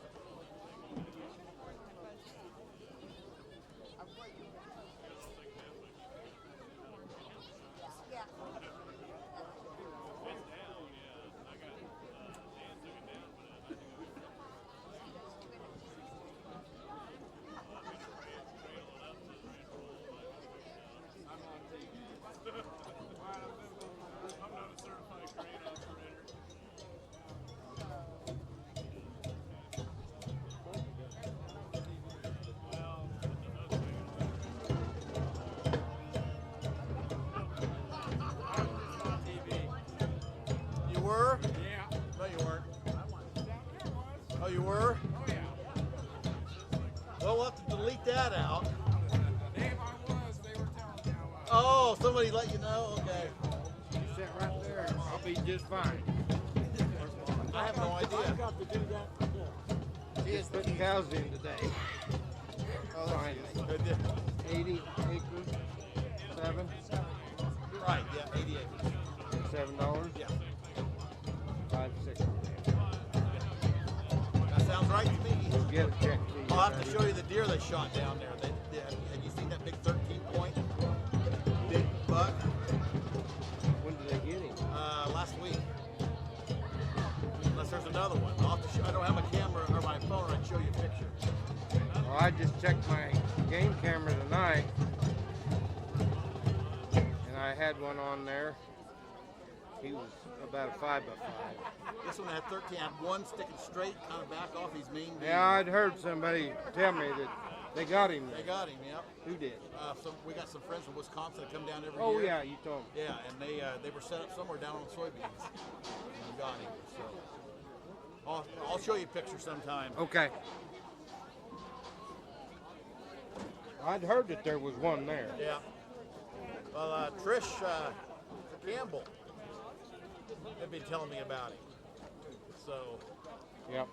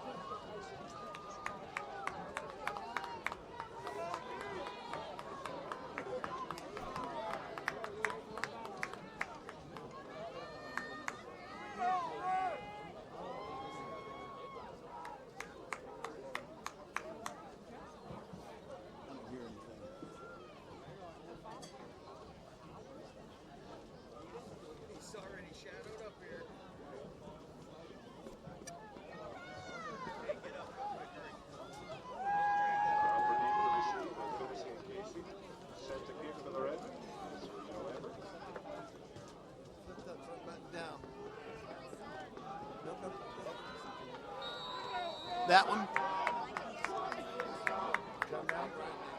I don't hear you. There is Lambert's approach. Kick is off, and it is going to go to Casey at the 15. He's up to the 20. Casey looking for room, and he's going to be brought down quickly. Sergio Lambert and Jake Sass, the first ones to hit him. As those two quickly flying down the field, hitting Casey at the same time, and just took Casey the same way that he was trying to run, so just outran his feet there, making Casey go. You got him, Dave? Flip the other button up. The second button up. Got him now? Not just no one and the two have to be in the same position. Casey stands to Finney's left. Finney fakes the handoff, rolls to his left, looks to pass, gets the pass off, and it is going to be Kyle Warner, and he's going to pick up the first down for the Cardinals. Warner got hit, spun around, stayed on his feet inbounds, and got a couple extra yards before just falling out of bounds. So good job there by Warner, staying upright and getting a few extra yards. So 1st and 10 for Plainville. Ball at their own 32-yard line as the Cardinals go left to right on your radio dial. Minute 48 left to go here in the third quarter. We're tied at 7. Bryn and Crawford to the right. Warner and Hanson to the left. Casey. Fake handoff to Finney. Finney going to get close to the first down before Trenton Colby brings him down. Finney pulled it and just had a huge hold that he blew right through, getting 9 yards on that. Well, nope, 10 as he landed right there by the first down marker. White Hat came in, gave him the first down. So 2 plays, 2 first downs for Plainville, and they have a 1st and 10 at their own 42-yard line. 11:38 left to go in the third quarter. We're tied at 7 as Hanson, Crawford, and Warner to the right. Bryn to the left. Casey stands to the right of Finney and shotgun. Finney awaits the snap. High snap this time. He's under pressure by Montgomery. Montgomery's going to bring him down to the backfield as Montgomery timed that perfectly. He was in the backfield as soon as the ball hit Jordan Finney's hands. Brought him down to the backfield. 2nd down and long now for the Cardinals as, again, Joel Montgomery all over that play.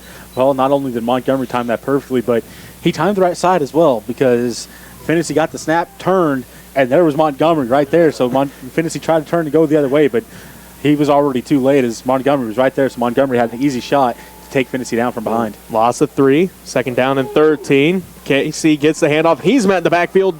Jaden Atwood, the first one to hit him. Dropped in the backfield first by Defensive linemen coming out fired up here for this Redmond team, making 2 big plays right back to back. Put this Cardinals offense in a situation where they know what's going to have to come at them. They know they're probably going to drop back and pass this ball. So now, well, I mean, you do have Jared Casey that could probably pick up 13 yards in his sleep. That's so, probably true. Or 15 yards. I guess there's loss of 2 on that. I would almost say that they're probably going to try to pass this one, but you are right. There's Jared Casey back there. 3rd down and 15. Trips to the right as Finney rolls to his right. He's under pressure again. Gets the pass off. And it's picked off by Jacob Kirchhoff. Kirchhoff has it. And it's going to be 1st and 10 for the Redmen. Ball at the Cardinal 45-yard line. Jacob Kirchhoff intercepts it, turns.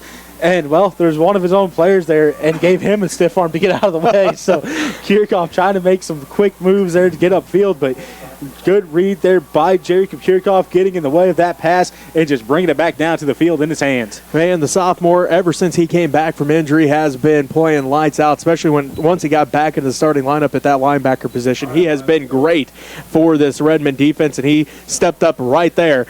Gave the ball back to the Redmond offense. 1st and 10 at the Cardinal 45. Nate Hendricks right up the middle, and he's going to be brought down after a gain of about 6 as it was Hanson and Finney bringing him down. A big run there by Hendricks. Got a good gain on that one. His offensive line opened up a hole for him, and he just blew right through there for 5. So 2nd down and 5. Ball at the 40-yard line. 9:40 left to go in the third quarter.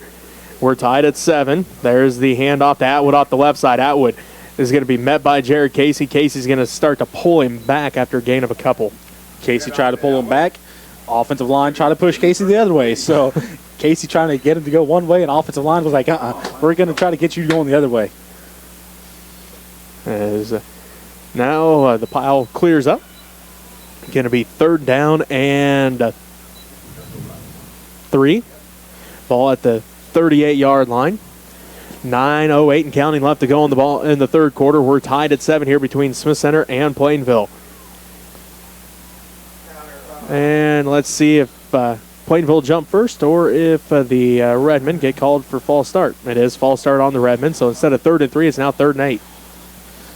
As I believe that was Kirchhoff over here at the tight end spot that jumped a little bit early, as it was just a boom play. He moved, and so did the 2 of the Cardinals guys, so they were either reading Kirchhoff or they were about to go as well, and they just beat Kirchhoff, or Kirchhoff just beat them to the go.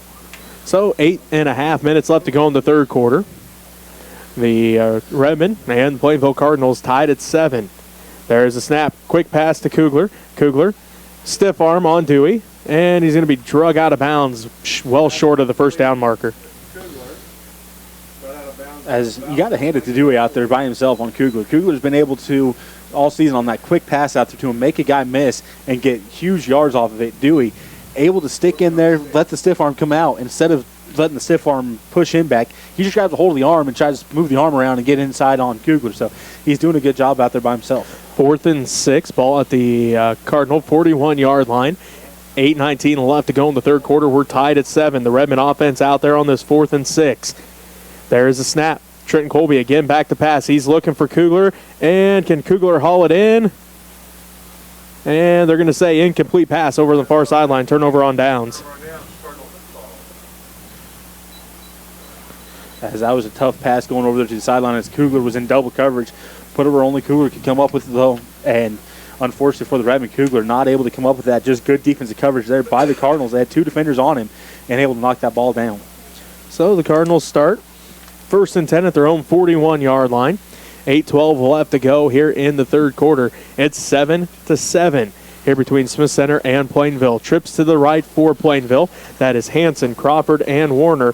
Bryn to the left. It is Casey to the right of Finney and shotgun. So trips right, one man to the left. Casey stands to the right. They're going to hand it off to Casey. He's hitting the backfield again. There's a whole host of Redmen. Atwood back there hit him first, I think, but then looks like Sass comes off the pile. Looks like Montgomery comes off the pile, and Lambert comes off the pile.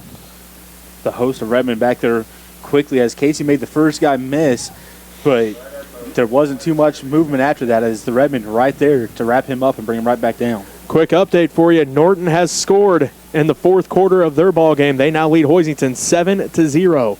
We're tied at 7 with 7:40 left to go in the third quarter here at Hubbard Stadium. Casey goes in motion. Finney under pressure quickly by Kirchhoff. He looks to find a hole. He's going to be tripped up this time by Atwood, and it's going to be 3rd down and long. Finney just getting a little bit of extra yard there on that trip. Fell forward, getting 2 yards. Otherwise, that would have been a loss there as the Redmond had Finney bottled up there, just able to scamper out and then just get tripped up by Atwood to go down. 3rd and 9 for the Plainville Cardinals. 7:10 left to go in the third quarter. 7-7 is our score. Smith Center and Plainville tied here in the third quarter of the Class 1A sub-state game. Plainville has it. Quick as Finney pump fakes now. He drops back. He's looking to pass off. He's under pressure by 3 different Redmond defenders. He breaks the tackle, passes off, and Casey hauls it in one-handed and picks up the first down. That was a huge play there by Casey. That ball was high. Casey just got his one paw up there, able to pull down right back into his chest and get the first down for the Cardinals. We've had people tell us, against La Crosse's first game back, he had a big old glove on, had that club on his broken hand that he had surgery on, and he still caught passes. He just proved right there he only needs one hand to catch a pass. You only really need one hand. I mean, that's the easy way to do things. Just use one hand.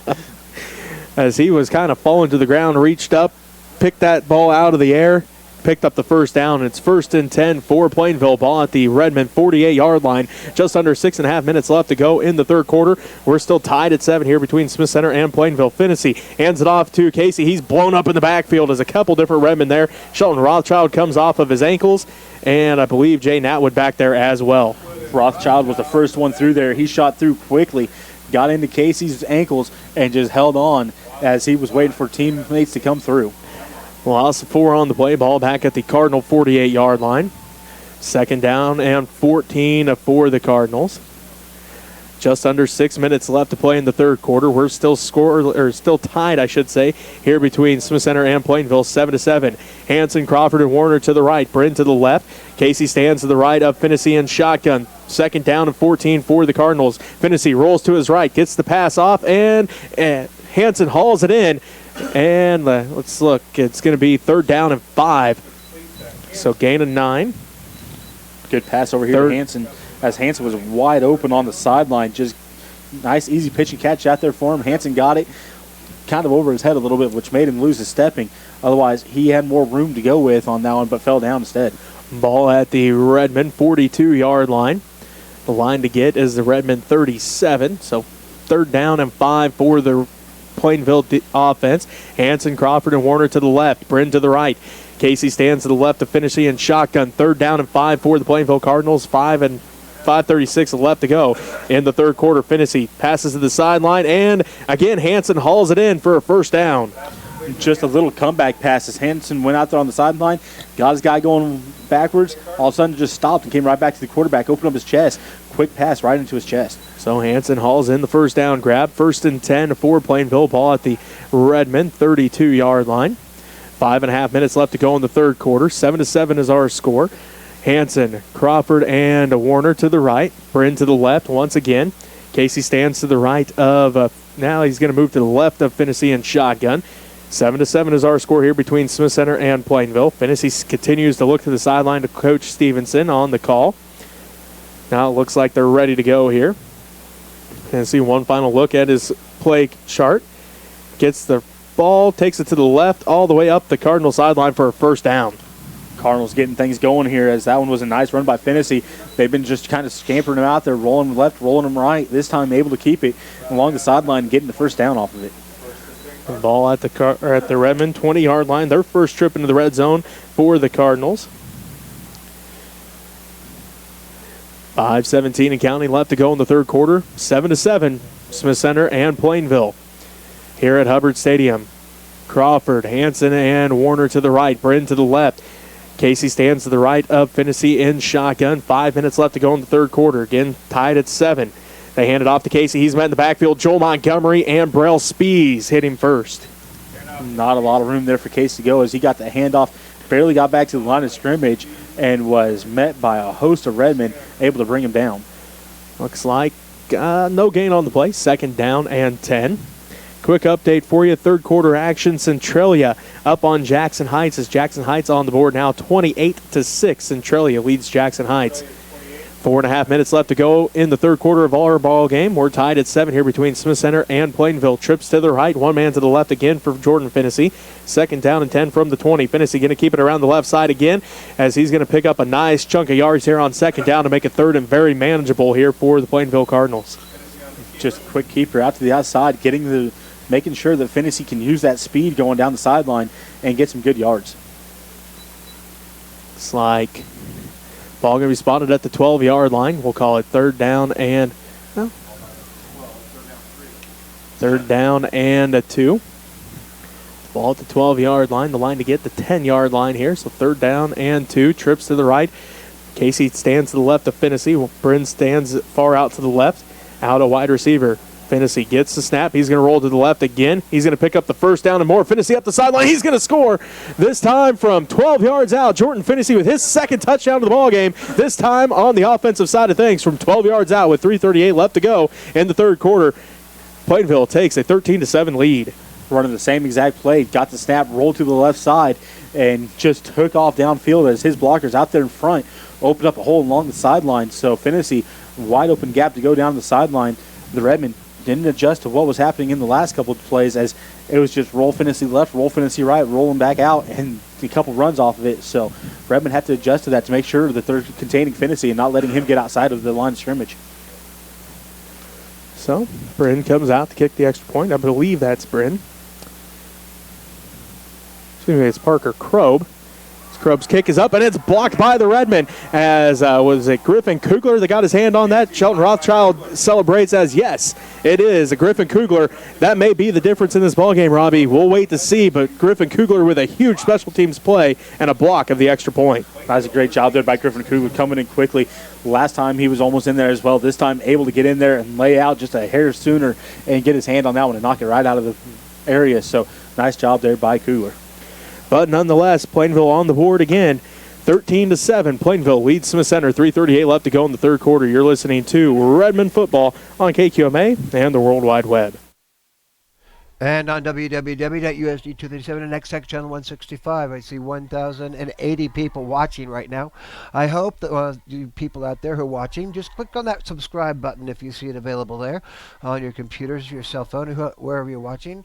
That will help us out to get some additional funds, possibly from YouTube, which is owned by Google, and you know they got a big bunch of money. So I'd like to thank our sponsors. Some of the sponsors who we have are Gary and Brandon Freeling, Mike Hance, Neil and Karen Hearn, and Mitch and Tammy Holtis. Oh, I saw Tammy here tonight with LD. Donna Dunn, the Holtis boys, LD, Mike, Mitch, and Lyle. Larry and Barbara Wilson, Shaylin Long, Dennis and Pam Hutchison, Ken and Diane Depperschmidt, John Overmiller, Brooke and Kim Phelps, State Line Property, Sean Phelps, Tim and Paul Pullins, Third Street Design, Catherine McCary, Gerald and Gianna Beclaire. Third Street Design, Tim and Paul Pullins. And Matt Alicia Brown, Skip and Maria Overmiller, Farmers Union Insurance, Daryl and Kathy Lehman, and David Hammond, and Farmers Insurance, Greg and Tamara Frank. Here we go. Plainville Cardinals now lead the Smith Center Redman. Casey booms this one deep. Trenton Colby picks it up at about the 10.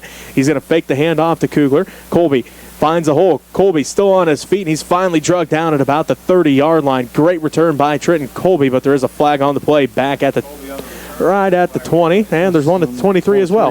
I would say there's a couple different flags on the play here. I wonder if they're the same thing or one block in the back on the Redmen. That's going to push them way back here, Robbie, as they had it 1st and 10 at about their 30. Instead, it's going to be 1st and 10 at about the 10. So that's a big difference in yardage here for the Redmen.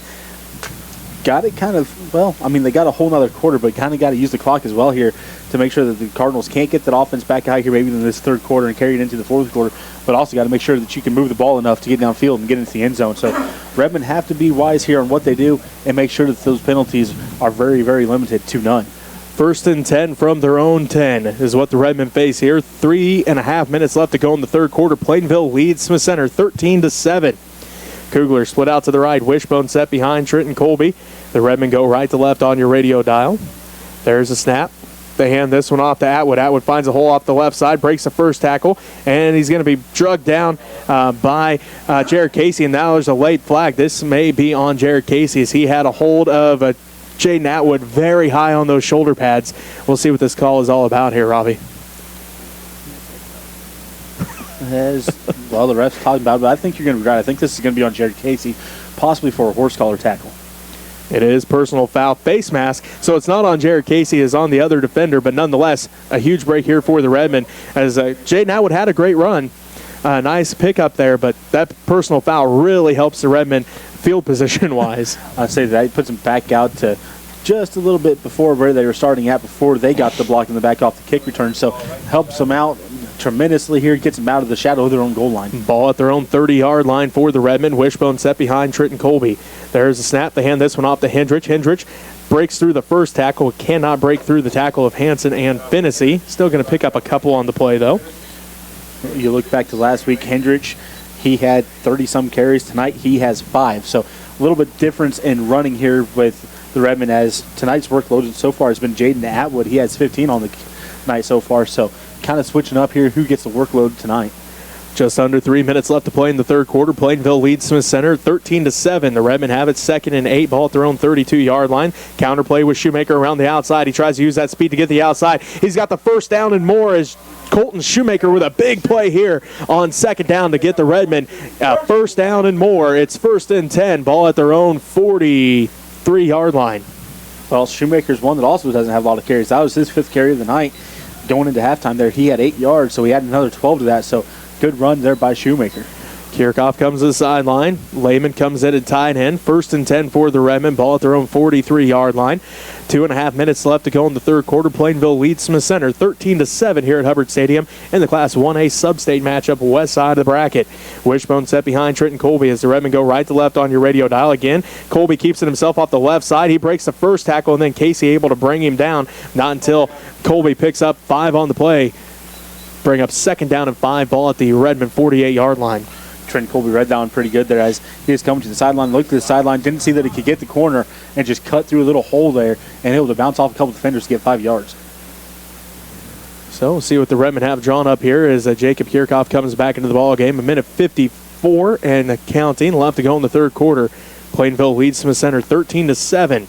Second down and 5 for the Redmen. Ball at their own 48-yard line. Wishbone set behind Trenton Colby. Quick pass to Kugler. Kugler has Dewey to beat. Stiff arm. Picks up the first down and more up the sideline. And he's going to be pushed out of bounds, but not until Griffin Kugler picks up the first down. They're going to say at the 45 of Plainville. So he must have stepped out early, as nonetheless, though, picked up the first down, did Griffin Kugler. That's the first time Kugler was able to get past Dewey, though, and right time to do so. Gets the first down, allows things to continue downfield for this Redman offense. Looks like he was able to pick up 1 extra yard on that. It looks like they spot him down at the 44. So 1st and 10 at the Cardinal 44. Plainville leads Smith Center 13-7. There's a snap. They hand this one off to Atwood. He's got to try to find a hole. He's going to drag one player back to the line of scrimmage, and that's it for Jaden Atwood that time. As that was Cale Dobson on the tackle. Atwood trying everything he could there to get things going, but Dobson done a good job, got him wrapped up around his waist and just pulled backwards and pulled him right back to the ground. So good job there by Dobson for the Cardinals to stop Atwood before he could get things really rolling. Clock continues to roll. 1:10 left to go in the third quarter. Plainville leads as Smith Center 13-7. There's a snap. Hand off to Atwood off the right side. Atwood spins off the first one, and he's going to pick up a nice little gain here to bring up third down. Atwood on the carry. Looks like it's third down and about 6 for the Redmen. Ball at the 40. Third down and long here. Third down and 6. Ball at about the 41-yard line. 35 seconds left to go in the third quarter. Plainville leads Smith Center 13-7. Kugler split out to the right. Wishbone set behind Trenton Colby with Nolan Lehman, the tight end, on the left side. Trenton Colby awaits a snap from Joel Montgomery. There's a snap. Colby going to keep it himself right back up the middle, and he's going to get maybe a yard, if anything, on this one. Not a lot going there for Trenton Colby as he got the snap, looked to go one way, nothing there, looked to cut back, and there was nothing there as well, just shot through the line. So he didn't lose anything, but he definitely did not gain a whole lot of ground on that one. End of 3, Plainville 13, Smith Center 7. You're listening to Redman Playoff Football on KQMA and the World Wide Web. I'd like to thank everybody for their support and helping us out through the years. Rachel Schicker, a recent graduate from Oswego High School, says one important aspect of activities is teamwork. A team can have multiple players that excel, but if the team does not set common goals and unite, they will not be successful. It is vital that the team comes together as one. When a team realizes that they are all in it together, that is when they succeed. Teamwork makes us your dream work. This is a message from the Kansas State High School Athletics Association and the Student Advisory Board, and USD 237 and XX Channel 165 and WWWUSD 237. I'd like to give a shout out to only 1,127 people who are watching right now. If you could, please click on that subscribe button. We were at 121 short, or 24 short, when I first started tonight. So I'm hoping that some of you people out there who are watching will click on the subscribe button and help us out there. Hopefully we'll see what we can do. It's possibly getting some money from the YouTube and the Google people. So go Redmen. Here, Kugler split out to the right. Wishbone set behind Trenton Colby. Started the fourth quarter. Plainville leads 13-7. Colby back to pass. He's under pressure by Rathman. Rathman's going to throw it down for a huge loss for the Plainville Cardinals. Turnover on downs, and it will be Plainville football. 1st and 10 at the Redman 47-yard line. Plainville will take over at the Redmen 47. Big loss there for the Redmen as Rathman beat his defender back there and just made Trenton Colby try to make a play to get past him. Trenton Colby not able to do so, gets wrapped up, spun around, and tossed to the ground. So good job there by Rathman for the Cardinals to make sure that he got back there to the quarterback and made nothing happen for the Redmen. Trips to the left, Bryn to the right. Finnessy stands in shotgun with Casey to his right. Plainville leads Smith Center 13-7. The state championship 11:55 away in this ball game. Finnessy rolls out to the right this time, gets a couple blockers still on his feet as he's finally going to be pushed down just short of the first down marker. Finnessy on the carry. Finney doing a nice job here running the ball for the Cardinals here in this, late third quarter going to the fourth quarter. Last drive he had 2 nice carries going to the sideline. This time again, went right back to the sideline and got down the sideline for a gain of about 7-8 yards. Ball at the 39-yard line. Second down, and we'll call it 3. 11:22 left to go in the ball game. Plainville leads at 13-7. Trips to the left, Bryn to the right. Casey stands next to or behind Jordan Finney. There's a snap, hands it off to Casey right up the middle, and he's gonna pick up the first down. Casey quickly through the middle of the line there, able to get that first down, just using his big body to get that first down, just power running right through the middle. So first down for Plainville. It is 1st and 10 at the Redmen 37-yard line. 11 minutes left to go in this ball game. Plainville leads 13-7 over the Smith Center Redmen here at Hubbard Stadium. Nate Hendrich back in the ball game as Shelton Rothschild comes to the sideline. Let's see, it looks like Hanson and Warner to the left. Crawford and Bryn to the right. Casey stands to the right of Finney in shotgun. Clock continues to roll as Plainville leads 13-7 over the Smith Center Redmen. Finney rolls to his right, looking, passes off, and looks like incomplete. Finney had a defender right there in his face. Not sure who that was, but done the right thing. Just launched that ball out of bounds to get rid of it. So doing the right thing, making sure that he didn't take a loss, as he had, like I said, had that defender right there in front of him. It wasn't an intentional grounding. He was clear outside, out there by the out of bounds marker as well. Quick update for you. 4:24 left to go in the fourth quarter from Travis Field. Hoisington now leads Norton 8-7.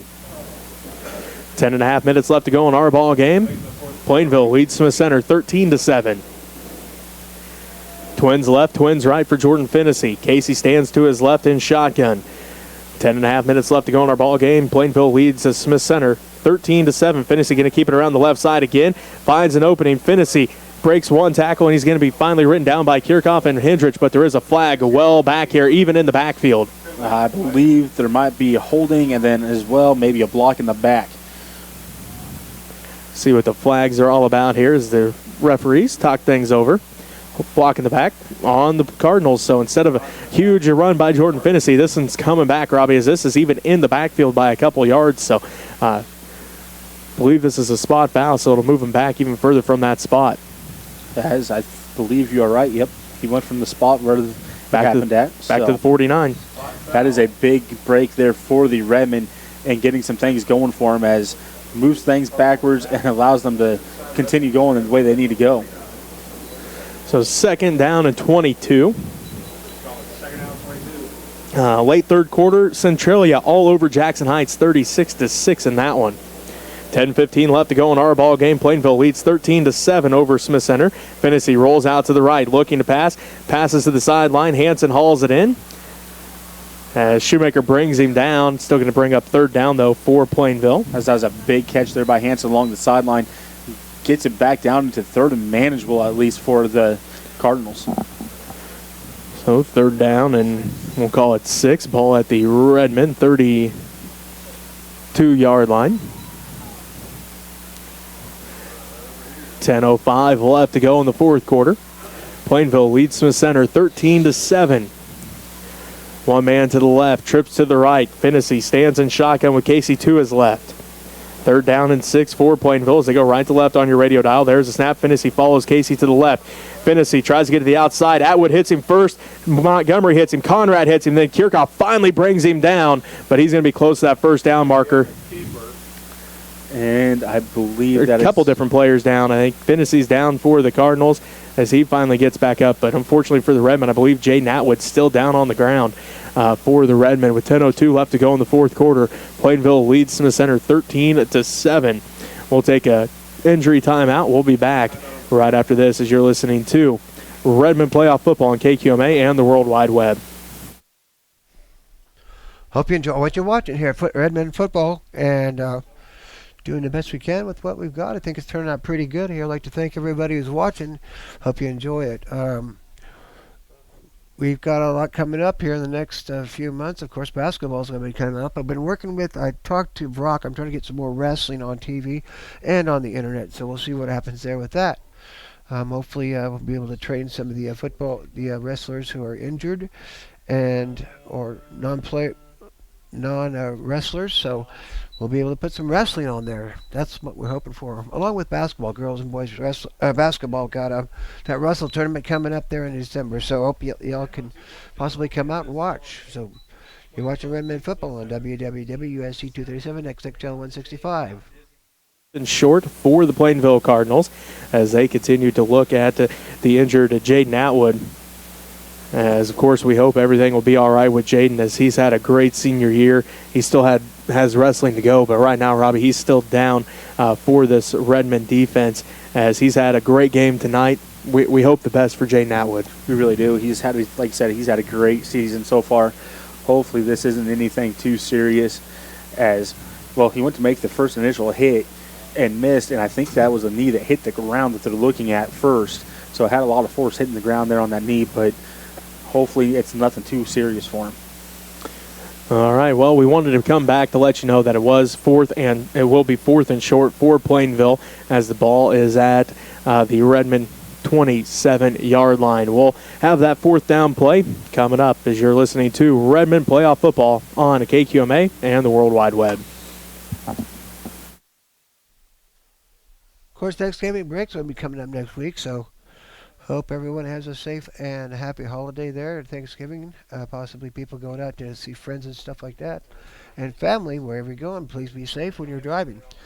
I'd like to thank David Sass for running the camera here, helping out. He's done quite well, along with Mark Niebel here during the football season. So, yeah, together we are champions, making good things happen for everybody in Smith Center Kingdom. Stealing that from Mitch. So hope you enjoy what you're watching. Oh, poor Jaden's not looking pretty good. So prayers are with Jaden. Go Redmen. The coaches have to help Jaden Atwood off of the field. Couldn't really put any weight on that leg. As you mentioned, they were looking at his knee. We're not about to speculate what happened, but still a sight you'd never want to see for any player as he has to be helped off of the field. Well, he's had a good game here, you know. Done the stats real quick for him.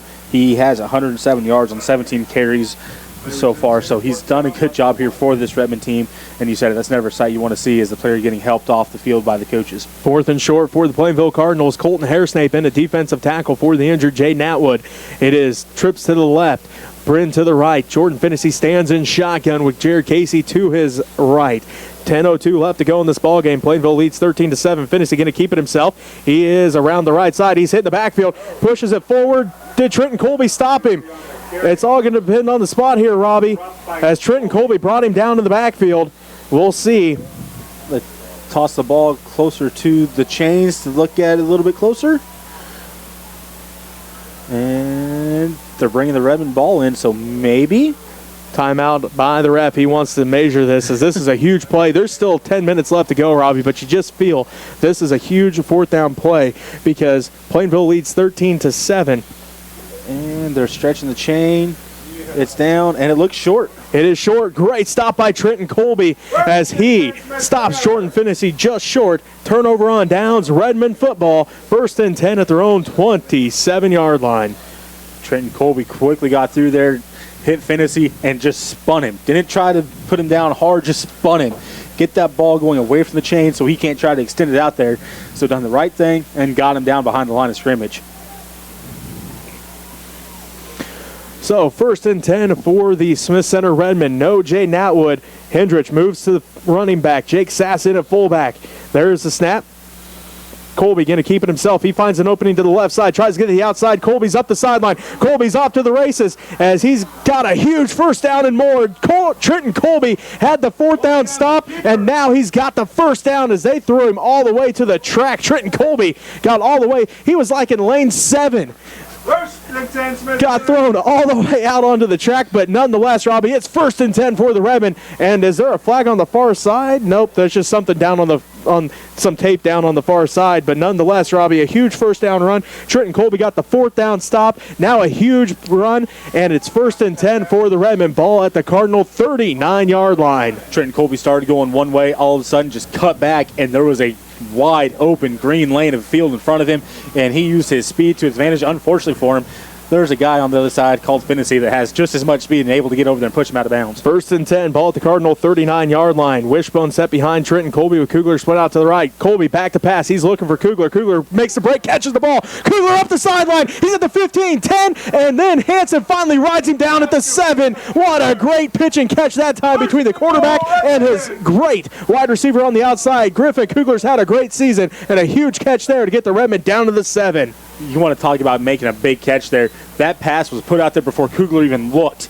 Kugler got his break, turned his head, ball was there, right in his hands, and up the field he went. So great play there by Kugler to make that catch and get some good yards off of it. 1st and 10 for the Redmen. It's 1st and goal from the 7. 9:39 left to go in this ball game. The Redmen trail Plainville 13-7. Wishbone set behind Trenton Colby. There's the handoff to Hendrich off the right side. Hendrich finds a hole. He lowers his shoulder, dives forward. Touchdown, Nate Hendrich! 9:32 left to go in the ball game, and Nate Hendrich pounds it in from 7 yards out.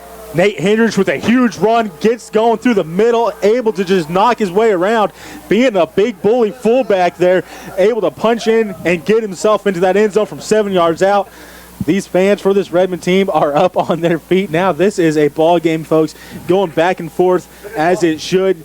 Got state riding on the line. They are going to battle this all the way down to the wire. As the Redmen tie things up 13-13 with 9:32 left to go in this ball game. Sergio Lambert out to kick the extra point. Braille Speeds the snapper. Hold is down. Kick is up for Lambert. It is up and straight down the middle. Sergio Lambert makes it 14-7 with 9:32 left to go in this ball game. We'll take a timeout here. We'll be right back with the rest of the 4th quarter as you're listening to Redmond football on KQMA and the World Wide Web. Well, Redmond rolled right there. Hopefully, see what kind of defense we can do to keep the Cardinals off the out of the end zone here. 9:32, quite a bit of time left here, and the Cardinals can make a lot of things happen pretty quickly. So we'll see what happens here. I'd like to thank everyone who's contributed in the past, in the last years, because I had to dig out an old box last week that I had used previously for streaming, so I could stream the football game from last week because we didn't have any internet. And then I put the rest of the state volleyball matches on YouTube, on our YouTube channel. So if you like what you're seeing on YouTube there, click on that subscribe button. That will help us out to see what kind of money we can possibly make from YouTube and Google. You're watching Redman Football on WWWSC 237 and Next Tech Channel 165. I'm Alan Donovan here with Jesse and Robbie and David Sass on the camera. Go Redmen. Got a little loud there, Robbie, here in the press box. I hope everybody could hear what was going on. It was a 7-yard touchdown run by Nate Hendrich. The kick by Lambert was good to put the Redmen up by 1, 14-13. Update for you, 6.2 seconds left from Travis Field. A 32-yard field goal by Luke Wallmeyer puts the Cardinals up 10-8. So Norton knocking on the door. They're flirting with the state title as their state title game appearance. Up 10-8 with 6.2 seconds left, but Wyatt Pettigo's still on the other side, somewhere roaming. So they're still. I'm telling you, Hoisington still has a chance, is what I'm saying. Find him, kick it the opposite direction. Lambert squib kicks this one. Casey picks it up. He's at the 25-30, 35. Casey still on his feet up to about the 37-yard line.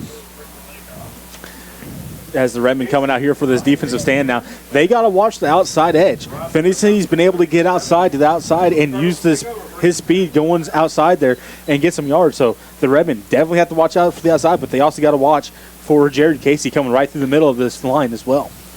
37-yard line is where the Cardinals will start this drive at their own 37. 9:25 left to go in the ball game. Plainville or Smith Center leads by 1, 14-13. Trips to the left. It is Crawford, Hansen, and Warner. Casey stands to the left of Finnessy. Prince split out to the right. Fennessy in shotgun. There's a snap. He's going to hand it off to Casey. Casey looks to the outside, gets it to the right, and he's going to be spun down on the far side as Jacob Conrad with the big tackle. Jacob Conrad started the washing machine type tackle there on that one, got Casey spinning every different direction and brought him down. So good job there by Conrad. As you're going one-on-one with Casey, you got to find an advantage, and if you can get him spinning in all different directions, that's a big advantage. That's that wrestling background for Jacob Conrad. He made it to state last year, and, well, he had to do something, as you mentioned, as Casey definitely in a different weight class than Jacob Conrad. Here we go. Twins left, twins right for Jordan Fennessy. 2nd down and 10 after the no gain by Jared Casey. Fennessy back to pass. He's under pressure, gets the pass off over the middle to Casey. Casey makes one man miss. Casey still on his feet, finally picks up the first down to the 49-yard line.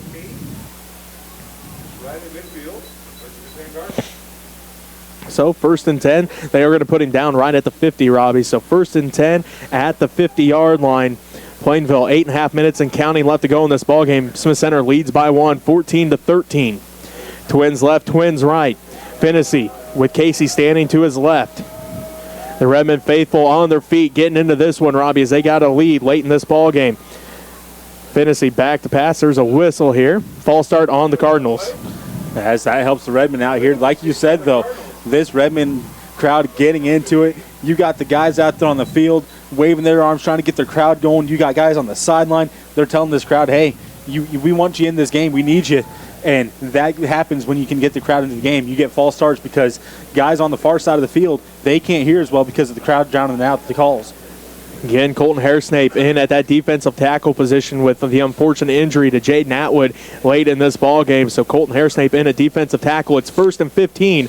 Ball at the Cardinal 45-yard line. 8 minutes and counting left to go in this game. Smith Center leads Plainville 14-13. The right to play at Lewis Field Stadium in the Class 1A state championship on the line, and a timeout called by Plainville. We'll take one with them as you're listening to Redman Playoff Football on KQMA and the World Wide Web. And on WWWSD 237 and X Channel 165. Pretty fun to watch Nate's mom run up and down the front of the stands here with her Nate card. Everybody's really pumped up here at Redmen Land. So hopefully everybody will be able to come out and enjoy some games and matches, wrestling matches. Hopefully coming in here. Hopefully Jaden isn't too badly damaged. Because he's a pretty darn good wrestler. So I'd like to hope everybody gives a prayer out for Jaden to have good recovery and see if we can make things work for him. Here we go. Redmen back on the field and the Cardinals out there. So go Redmen. This field, Robbie. Well, Norton pulled it off. They are going to state as well. A 10-8 final. Last time Norton was in the state title game was 1990. Hey, that the year we were born? I was saying, that was the year we were born. That was a long time ago. A while. It's been a long time. 7 feet, but Hoisington's never been in the state title game, so there's that for you. 1st and 15 for the Cardinals. Ball at their own 45-yard line. 7:50 left to go in the ball game, and Smith Center leads by 1, 14-13. Fennessy, twins left, twins right. He's back to pass. He's under pressure by Montgomery. There's the pass off, and it's picked off by Kugler. Kugler has it at the 40. He's got blockers at the 45. Kugler gets up to the 48, falls down at the 49. Griffin Kugler with maybe the biggest interception of this season, as I believe that's interception number 3. It is interception number 3 for Griffin Kugler, and maybe none bigger, Robbie. 7:38 left to go in this ballgame. Smith Center leads by 1, 14-13, and they have the ball at their own 49-yard line. Griffin Kugler just made a huge play there for the Redmen, able to come up with that interception and then get a good return on it as well. So that sets up this Redmen offense. They're coming high off that last drive here. So the Redmen offense back on this field looking to duplicate their last drive. Here we go, Robbie. 1st and 10, a ball at their own 49-yard line. The Redmen have it. There's the handoff to Jake Sass. The young freshman gets stood up, and they're going to say no gain on the play as Hansen was in on the tackle. Sass didn't have a lot of room to go with on that one as he got the handoff, got back to the line of scrimmage, and all of a sudden he met a wall of Cardinals, able to just pick his leg up and walk him backwards, so nothing going for Sass. 6'1", 190. He's the starting middle linebacker. Asked to play fullback now with the injury to Jay Natwood. Hendrich moves to the running back position. It's Shoemaker, Hendrich, and Sass in the wishbone set. 2nd down and 10 for the Redmen. There is the handoff to Shoemaker. Shoemaker off the right side. He's going to squirt through for a gain of a couple. Handoff to Shoemaker. So going to bring up 3rd down, though, for the Redmen. 3rd down and 7. Tough run for Shoemaker, able to squirt through that line and get some couple yards on that one, as it was tough running as he got through there. So Shoemaker able to get a few yards. 6:40 and counting left to go in this ball game. 14-13. Smith Center leads by 1 over Plainville here at Hubbard Stadium. 3rd and 7 for the Redmen. Wishbone set behind Trenton Colby with Kugler split out to the right. As they're going to hand it off to Hendrich, and nothing going there. Nate got back to the line of scrimmage, and that's it. 4th down here for the Redmen. As another little slow developing play there. Kind of like a delayed handoff on that play, as they ran that a couple times so far here in this game. And it's just a slow delayed handoff, but the Cardinals able to sniff it out both times. And both times it was either a loss or no gain on that one. So kind of trying to throw maybe a little bit of timing off on the Cardinals, but the Cardinals able to keep their timing and get where they need to. Probably going to punt this one away, Robbie. As the clock continues to roll with under 6 minutes left to go, you're up by 1, 14-13. Trenton Colby can get a nice punt here, maybe pin Plainville deep, but Plainville's been coming hard and heavy at him all game long. We'll see if he can even get the punt off. Nice snap. Trenton does have some time. Booming punt here as it's a spiraling punt. Going to drop down, take a little bounce, and the Redmen call it dead at about the 21. Took a neutral bounce as it hit, just kind of died and went sideways. Didn't go forward for the Redmen, didn't go backwards for the Cardinals. So either way, nice punt there by Colby. Switched the field position, which I have to agree with you on that one. You got to go for the punt there on that one. Switch that field position, make the Cardinals have to go a lot farther than trying to go for it on 4th down there, close to midfield, and maybe not getting it, and Cardinals getting the ball there. So 1st and 10 for Plainville. Ball at their own 21-yard line. 5:36 away from the final, and finding out who will be playing Centralia in the Class 1A state championship. Smith Center leads 14-13 over Plainville. It is Cardinal ball. Twins left, or trips to the right. One man to the left. Finnessy rolls to his right. Going to follow Casey around the right side. Finnessy is still on his feet. Finnessy picks up the 1st down. A big run for Jordan Finnessy to pick up the 1st. Finnessy once again getting to that outside edge. The Redmond defense, they have to make sure that they can get out there, extend that out there, make him have to cut back into this defense. But Finnessy's just able to outrun him out there and get the 1st down. Ball at the 35-yard line, gain of 14. 1st and 10 for Plainville at their own 35-yard line. 5:25 and counting left to go in this sub-state game. Winner plays in the state championship next Saturday at Lewis Field Stadium in Hayes. Twins left, twins right for Plainville. Finnessy stands in shotgun with Casey to his left. Finnessy awaits the snap. There it is. Fakes the handoff. Gives it to Warner. Warner going to be stood up, but he does fall forward for the 1st down. Ball going to be spotted at the 46-yard line. As Warner got that quick pass, got turned, made a little bit of a play on it, getting 11 yards as he got hit at about 9 yards and able to fall forward to get the extra 2. Hendrich comes back into the ball game for the Redmond defense. Harris Nape comes out. 4:50 left to go in the ball game. It's 1st and 10 for Plainville. Ball at their own 46-yard line. Smith Center leads 14-13. Finnessy has twins left, twins right. He stands in shotgun. He's going to follow Jared Casey around the right side. Finnessy gets to the outside and still on his feet, finally pushed down in Redmond territory at about the 48. Once again, Finnessy following Jared Casey out to that outside. The Cardinals, they're going to this play a lot as it's working for them. They're getting 5 to more yards every time, 5+ yards. So it's a play that they keep running. Gain of 6 that time. 2nd down and 4. Ball at the Redmond 48-yard line. 4:15 and counting left to go in the ball game. Smith Center leads by 1, 14-13. Twins left, twins right for Plainville. Finnessy stands in shotgun. Casey stands to his left this time. 2nd down and 4. Finnessy hands it off to Casey around the right side. Casey going to pick up the 1st down before Shoemaker finally brings him down. Casey doing a nice job there, getting to the outside himself, able to get the 1st down and then some before he gets taken out at the legs. So 1st and 10 for Plainville. Ball at the Redmond 42-yard line. 3:50 and counting left to go in the ball game. Smith Center leads 14-13. Twins left, twins right. Casey stands to the left of Finnessy in shotgun.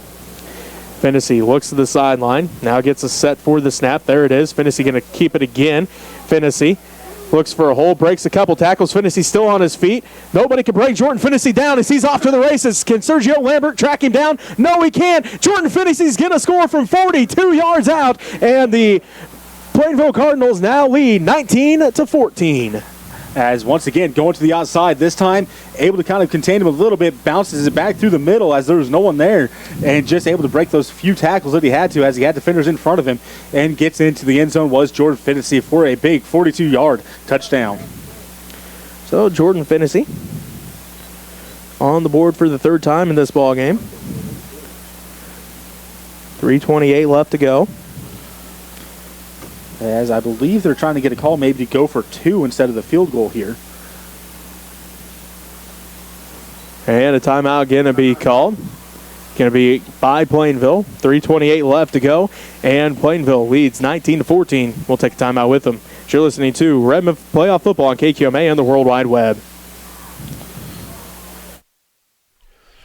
Well, Redmond just had a little bit of problems there getting Hennessy down, so we'll see what happens here in the next 3 minutes and 28 seconds and see if Redmond can put something together here, maybe stop this 2-point conversion if that's what they put together here. So go Redmond, see what you can do to make things happen and make it to state. Everything's pretty close, but if you don't make the points, you don't get to go. So come on, Redmond, make it happen. I'd like to thank everybody who's watching right now. If you liked what you're seeing, click on the subscribe button. It'll help us out in the future. We're trying to get this a little bit of money from YouTube and Google. So, and if you'd like to help us out here with additional equipment and stuff like that, you can send money to Smith Center Senior High School, 300 Roger Barta Way, Smith Center, Kansas, 66967.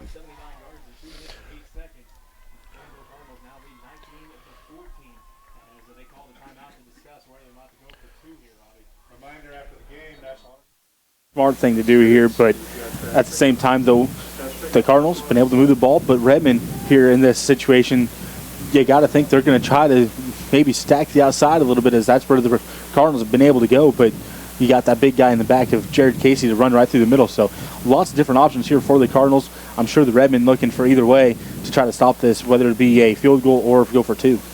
So here comes Plainville. They send twins to the left, twins to the right. Casey stands next to Jordan Fennessy to his right in shotgun. Looks like they're going to go 4-2 here. Try to go up 21-14.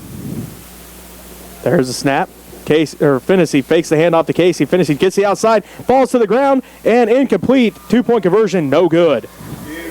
As that was kind of a botched play. It looked like Fennessy was supposed to run it in, and the guy that was out there defending the wide receiver came up to make the play on Fennessy. Fennessy slips as he's trying to stop the throw to the back of the end zone, and it just comes up incomplete. So we'll just keep this one here, as we already took our time out. So 3:28 left to go in the ball game. Plainville leads by 5, 19-14. The winner will play Centralia, as Centralia did defeat Jackson Heights 44-6. So Centralia awaiting one of these two teams in the Class 1A state championship down at Lewis Field Stadium next Saturday. As either one of these two teams will represent this side of the bracket very well, and the MCL as well, as well. They'll be joining Norton in the state title game for the MCL. So big game here, though. These two teams battling back and forth like we thought it was going to be. This is a good battle between these two teams. The Redmen looking to march down the field, though, here. 3:28 left to play. Plainville leads 19-14 over the Smith Center Redmen. Jared Casey will kick off for the Plainville Cardinals. Trenton Colby and Griffin Kugler back deep to receive for the Redmen.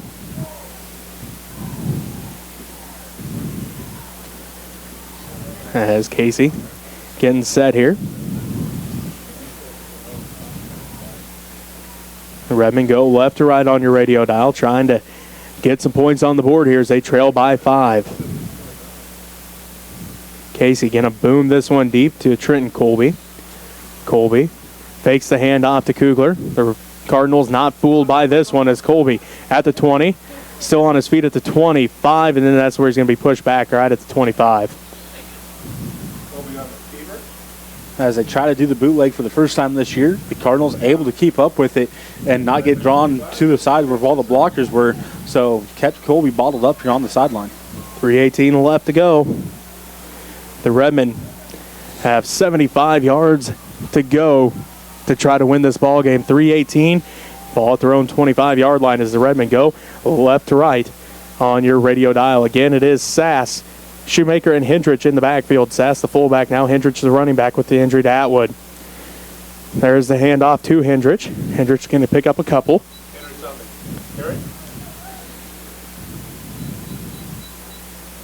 So that will be 2nd down and 7, gain of 3.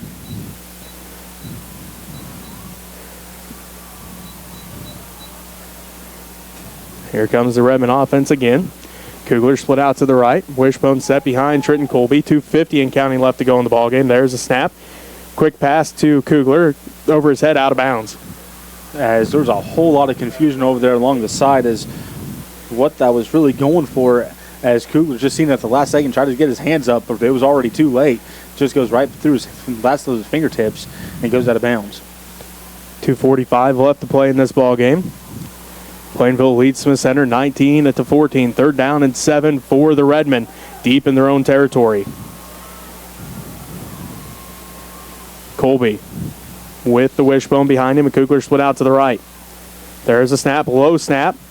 Colby back to pass, pump fakes. He's going deep for Kugler. He's in quadruple coverage, and it will be incomplete, but there is a flag on the play. Fastball's incomplete, penalty on the play.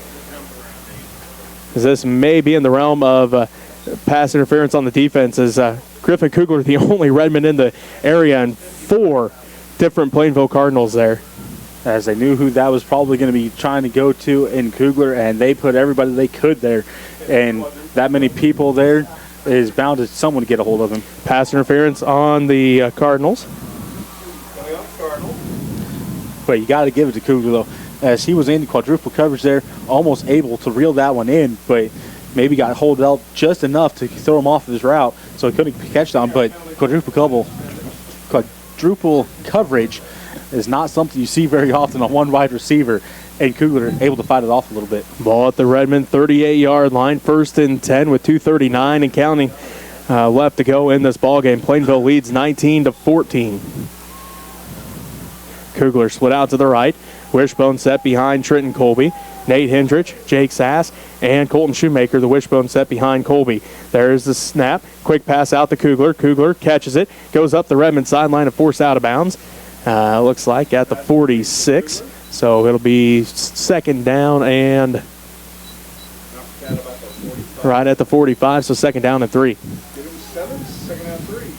Good little pitch and catch there between Colby and Kugler, getting it out there quickly, making Kugler just have to make a play. 2:35 left to go in the ball game. Plainville leads 19-14.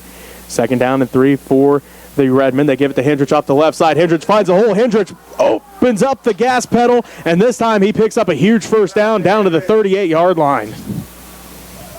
Right down inside the 40. Put the foot on the gas when he saw the hole that time, Robbie. He hasn't seen a hole that big in a long time being the fullback. At running back, he got to use some of that speed around the left side, picks up the 1st down, 1st and 10 from the Cardinal 39-yard line. You said that Hendrich hadn't seen a hole that big, and he knew exactly what to do when he seen it, though. He hit the gas and was right through it quickly. Got some good yardage there for the Redmen. 2:10 and counting left to go in the ball game. Plainville leads 19-14. Colby, quick pass to Kugler. Kugler goes down to the ground. Did he haul it in? They are going to say he caught it. 2nd down and 6. Ball at the 35-yard line. Quick pass out there to Kugler. Able to haul that one in as it was going to the ground. So good job there by Kugler to get his hands underneath it. 2nd down and 6. Ball at the Cardinal 35-yard line. 1:45 left to go in the ball game. Kugler split out to the right. The Redmen go left to right on your radio dial. They hand this one off to Shoemaker off the right side. Breaks the first tackle and is to be brought down after a gain of a couple. Not a lot going for Shoemaker. Got hit in the backfield, but got it that little shoulder shrug to get past it. Gets a good chunk of yards, though, going through the middle of the line. Timeout by the Redmen. 1:33 left to go in the ball game. Plainville leads by 5, 19-14. We'll take a timeout with them as you're listening to Redmen Playoff Football on KQMA and the World Wide Web. I'd like to thank everyone who's helped us out this year. David Sass on the camera, and Mark Niebel helped out with the camera. He helped out when I was in Dodge, so everything went well for that one. I'd like to thank Jesse and Robbie for all the things they do here, doing that play-by-play things. Of course, Rob Buckmaster's up here in the press box along with Tim Wilson and one of his crazy kids. So we'll be seeing you at church on Sunday. You're watching Redman football on www.usd 237 and Next Tech Channel 165. And 33 seconds away from deciding who will be going to the state championship in Class 1A at Lewis Field Stadium on the campus of Fort Hays State University next Saturday. Right now, it's a 5-point lead for the Plainville Cardinals as they lead Smith Center 19-14. Kugler split out to the right. Wishbone set behind Trenton Colby. It's third down and a long 3, short 4 here for the Redmen as they are in Cardinal territory. There's a snap. Colby again back to pass. He's looking for Kugler. Kugler's got the step. Kugler hauls it in. It's a touchdown. Griffin Kugler from 33 yards out, Robbie. And the Redmen now lead 20-19 with a minute 26 left to go in the ball game. Griffin Kugler with maybe the biggest reception of the game right there. Wide open in the end zone, able to haul that one in right into his chest. Took one step, and that was all it took to get into the end zone after he caught that one. Great pitch and catch once again between Colby and Kugler.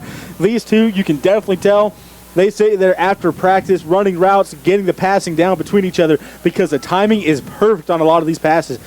So great pitch and catch once again. Minute 26 left to play. The Smith Center Redmen now lead 20-19. The Redmen call a timeout here, Robbie.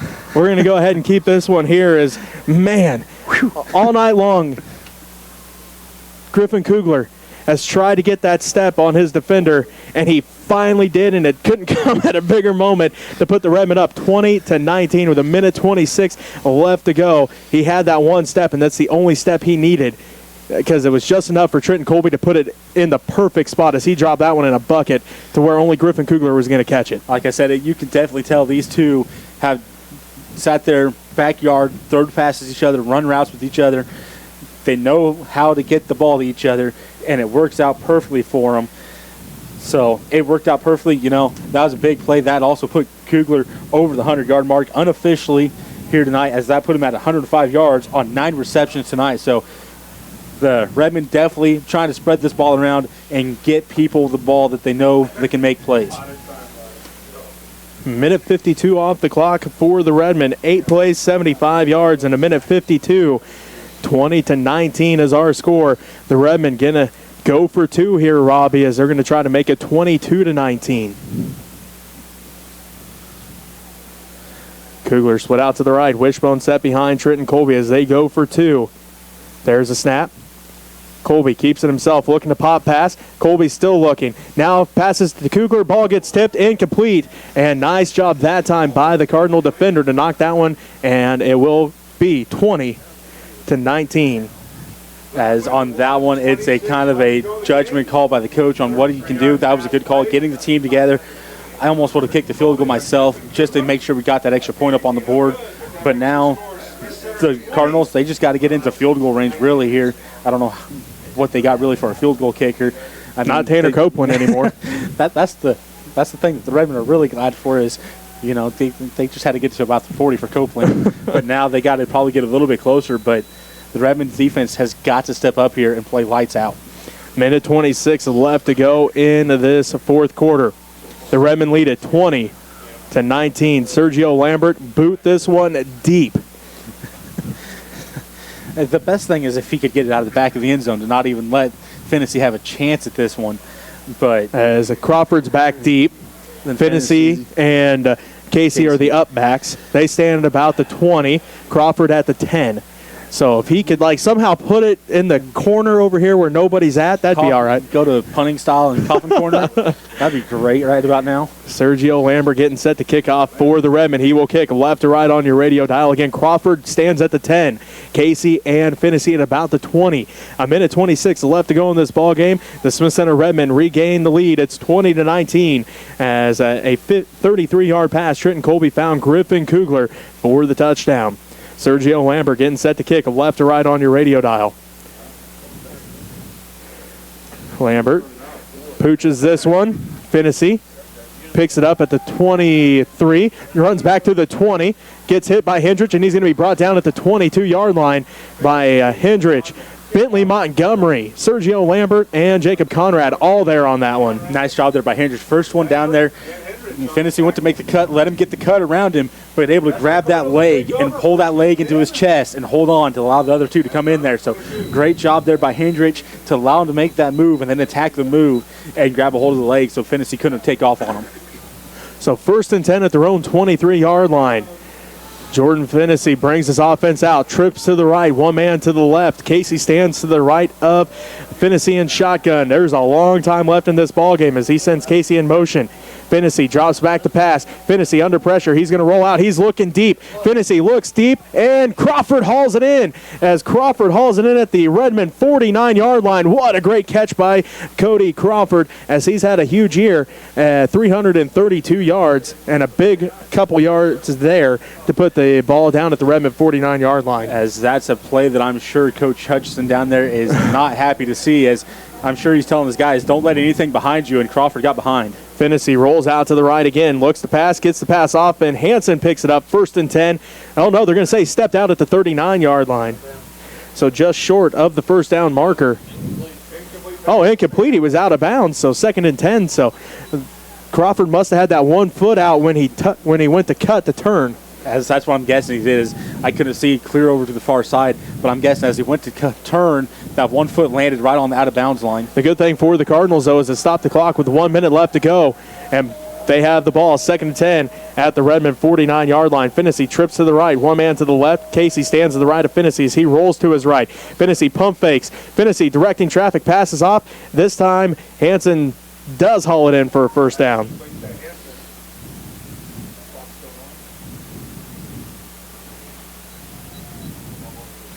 Hansen with a big reception over there on the sideline. Got the pass into his hands. And I think it stopped the clock as well as he was right there along the sideline and was able to step out of bounds. 52 seconds left to play. Ball at the Redman 38-yard line. Redman going to take their final time out of the game here, Robbie. 52 seconds left to play. Smith Center leads Plainville 20-19. You're listening to Redman Playoff Football on KQMA and the World Wide Web. And on WWWUSD 237 and XX channel 165. See if the defense can step up here and shut this down here. We're going to see what happens. That's why we watch the football game. I'd like to thank all the people who are watching out there on the stream. It says it's 1,640. I never know if that's true or not because I don't know I usually look at Google Analytics on Saturday morning after they've been updated overnight, and the stream is uploaded. So thank you for watching. If you like what you're seeing, click on that subscribe button to help us out there. And if you'd like to send money, you can send money to Smith Center Junior Senior High School, 300 Roger Barta Way, Smith Center, Kansas. Got a lot of things going on here in the future, and every little bit helps. You're watching Redman Football with David Sasser in the camera. I'm Alan Donovan. Go Redmen. Here with a lot of passing down the field. This is what the Cardinals like to do, though. They like to spread things out and move the ball through the air very quickly. They have a good run game to counter it, but the passing attack is where it's at for this Cardinal team, so it's fitting right into their playbook right now. Redman can no longer stop the clock. They took their final time out with 52 seconds left to go in this ball game. Finney brings them out. Twins left, twins right. Casey stands to his left in shotgun. 1st and 10 from the Redman 38-yard line. Finney rolls to his left. He's going to keep this one, looking for an opening. And he's going to be brought down quickly as Jacob Kirchhoff closes him off. Kirchhoff quickly in there, wrapping him up, bringing him down with a whole host of Redmen right there. No gain on the play. 2nd down and 10. Plainville just take their final timeout. It looks like they did. 44 seconds left to play. No timeouts left. 20-19. Smith Center leads Plainville. You're listening to Redman Playoff Football on KQMA and the World Wide Web. And on www.usd237.com. Hopefully Redman will be able to put this away, and we'll be headed down to Hayes. But we'll know in 45 seconds or thereabouts. It always takes a lot longer, it seems like, but go Redman, make it happen. No. I'd like to thank the cheerleaders and the dancers. Had a great job by them here. Had some problems with the PA for some reason. So we need to work on that. It was working fine a couple weeks ago, but not today. Maybe it's too cold. Go Redman. 44 seconds left to play here from Hubbard Stadium, the Class 1A sub-state, west side of the bracket. The east side has been decided. It's Centralia. They await the winner of this game. Right now, Smith Center leads Plainville 20-19 with 44 seconds left to go in the ball game. Second down and 10 from the Redmen 38-yard line is what the Plainville Cardinals will face as they come back out. No more timeouts left in this game as the clock will run except for, incomplete pass or something like that, Robbie. As Affinity brings him out, trips to the left. One man to the right. Bryn, Crawford, and Warner to the left. It is Hanson to the right. Casey stands to the right of Finney. Finney rolls right. He's under pressure. He's going to be getting the pass off, and it is picked off as it is picked off by Sergio Lambert. Lambert's going to fall down to the 26-yard line, Robbie. His second interception of the year. 33 seconds left in this ball game. Nobody can stop the clock. Sergio Lambert with the biggest interception of his career. That is the biggest reception, like you said, of Sergio Lambert's career. The Redmond faithful are going crazy here. The sidelines are going crazy. Like you said, no one can stop the clock, so I would assume here comes victory formation for the Redmen. Take the snap, get your knee down, and that is the ball game. They'll start at their own 26-yard line for the Redmen.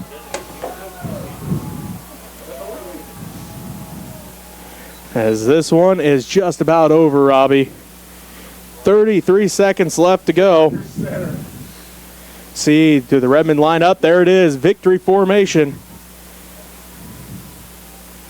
As it will take one snap. Well, and Plainville jumped off sides anyway.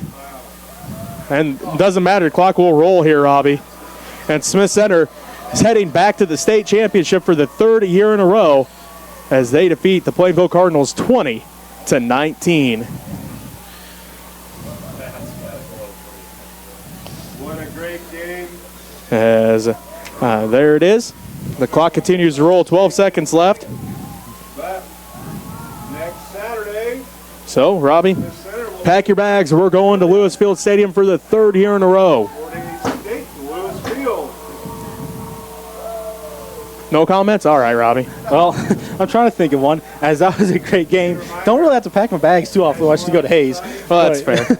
Either way, it was a great game. The Cardinals, nothing to hang their heads about. This was a hard-fought battle between the two teams, and everything you could ever want for a sub-state game.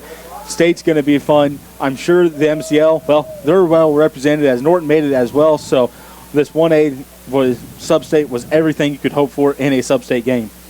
Well, it will be Smith Center and Centralia. Centralia, the last time they played, ended the streak of 79 in a row in overtime. The Redmen going to want a little payback in this one, Robbie, as they're looking for state championship number 11 as a school. And, man, was this a hard-fought game to get to that point. It really was. This is a game that you kind of figured was going to come right down to the wire. It came down to every little bit of that. These two teams, no love lost between them, and that's exactly what they played with. No love lost towards each other. So just everything you want in a football game right here tonight. You had a lot of passing, a lot of running, very good defense on both sides of the ball. So Lewis Field, here we come, I guess. All right, we're going to take a timeout here. We'll be back to wrap things up for you from Smith Center right after this as you're listening to Redmen Playoff Football on KQMA and the World Wide Web.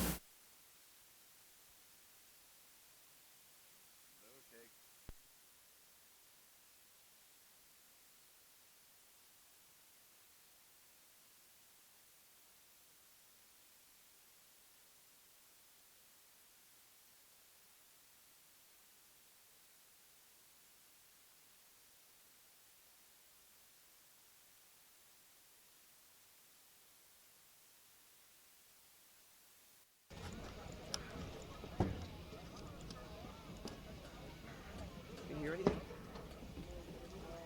No. Can you hear people? Nope. I need to put the other one down.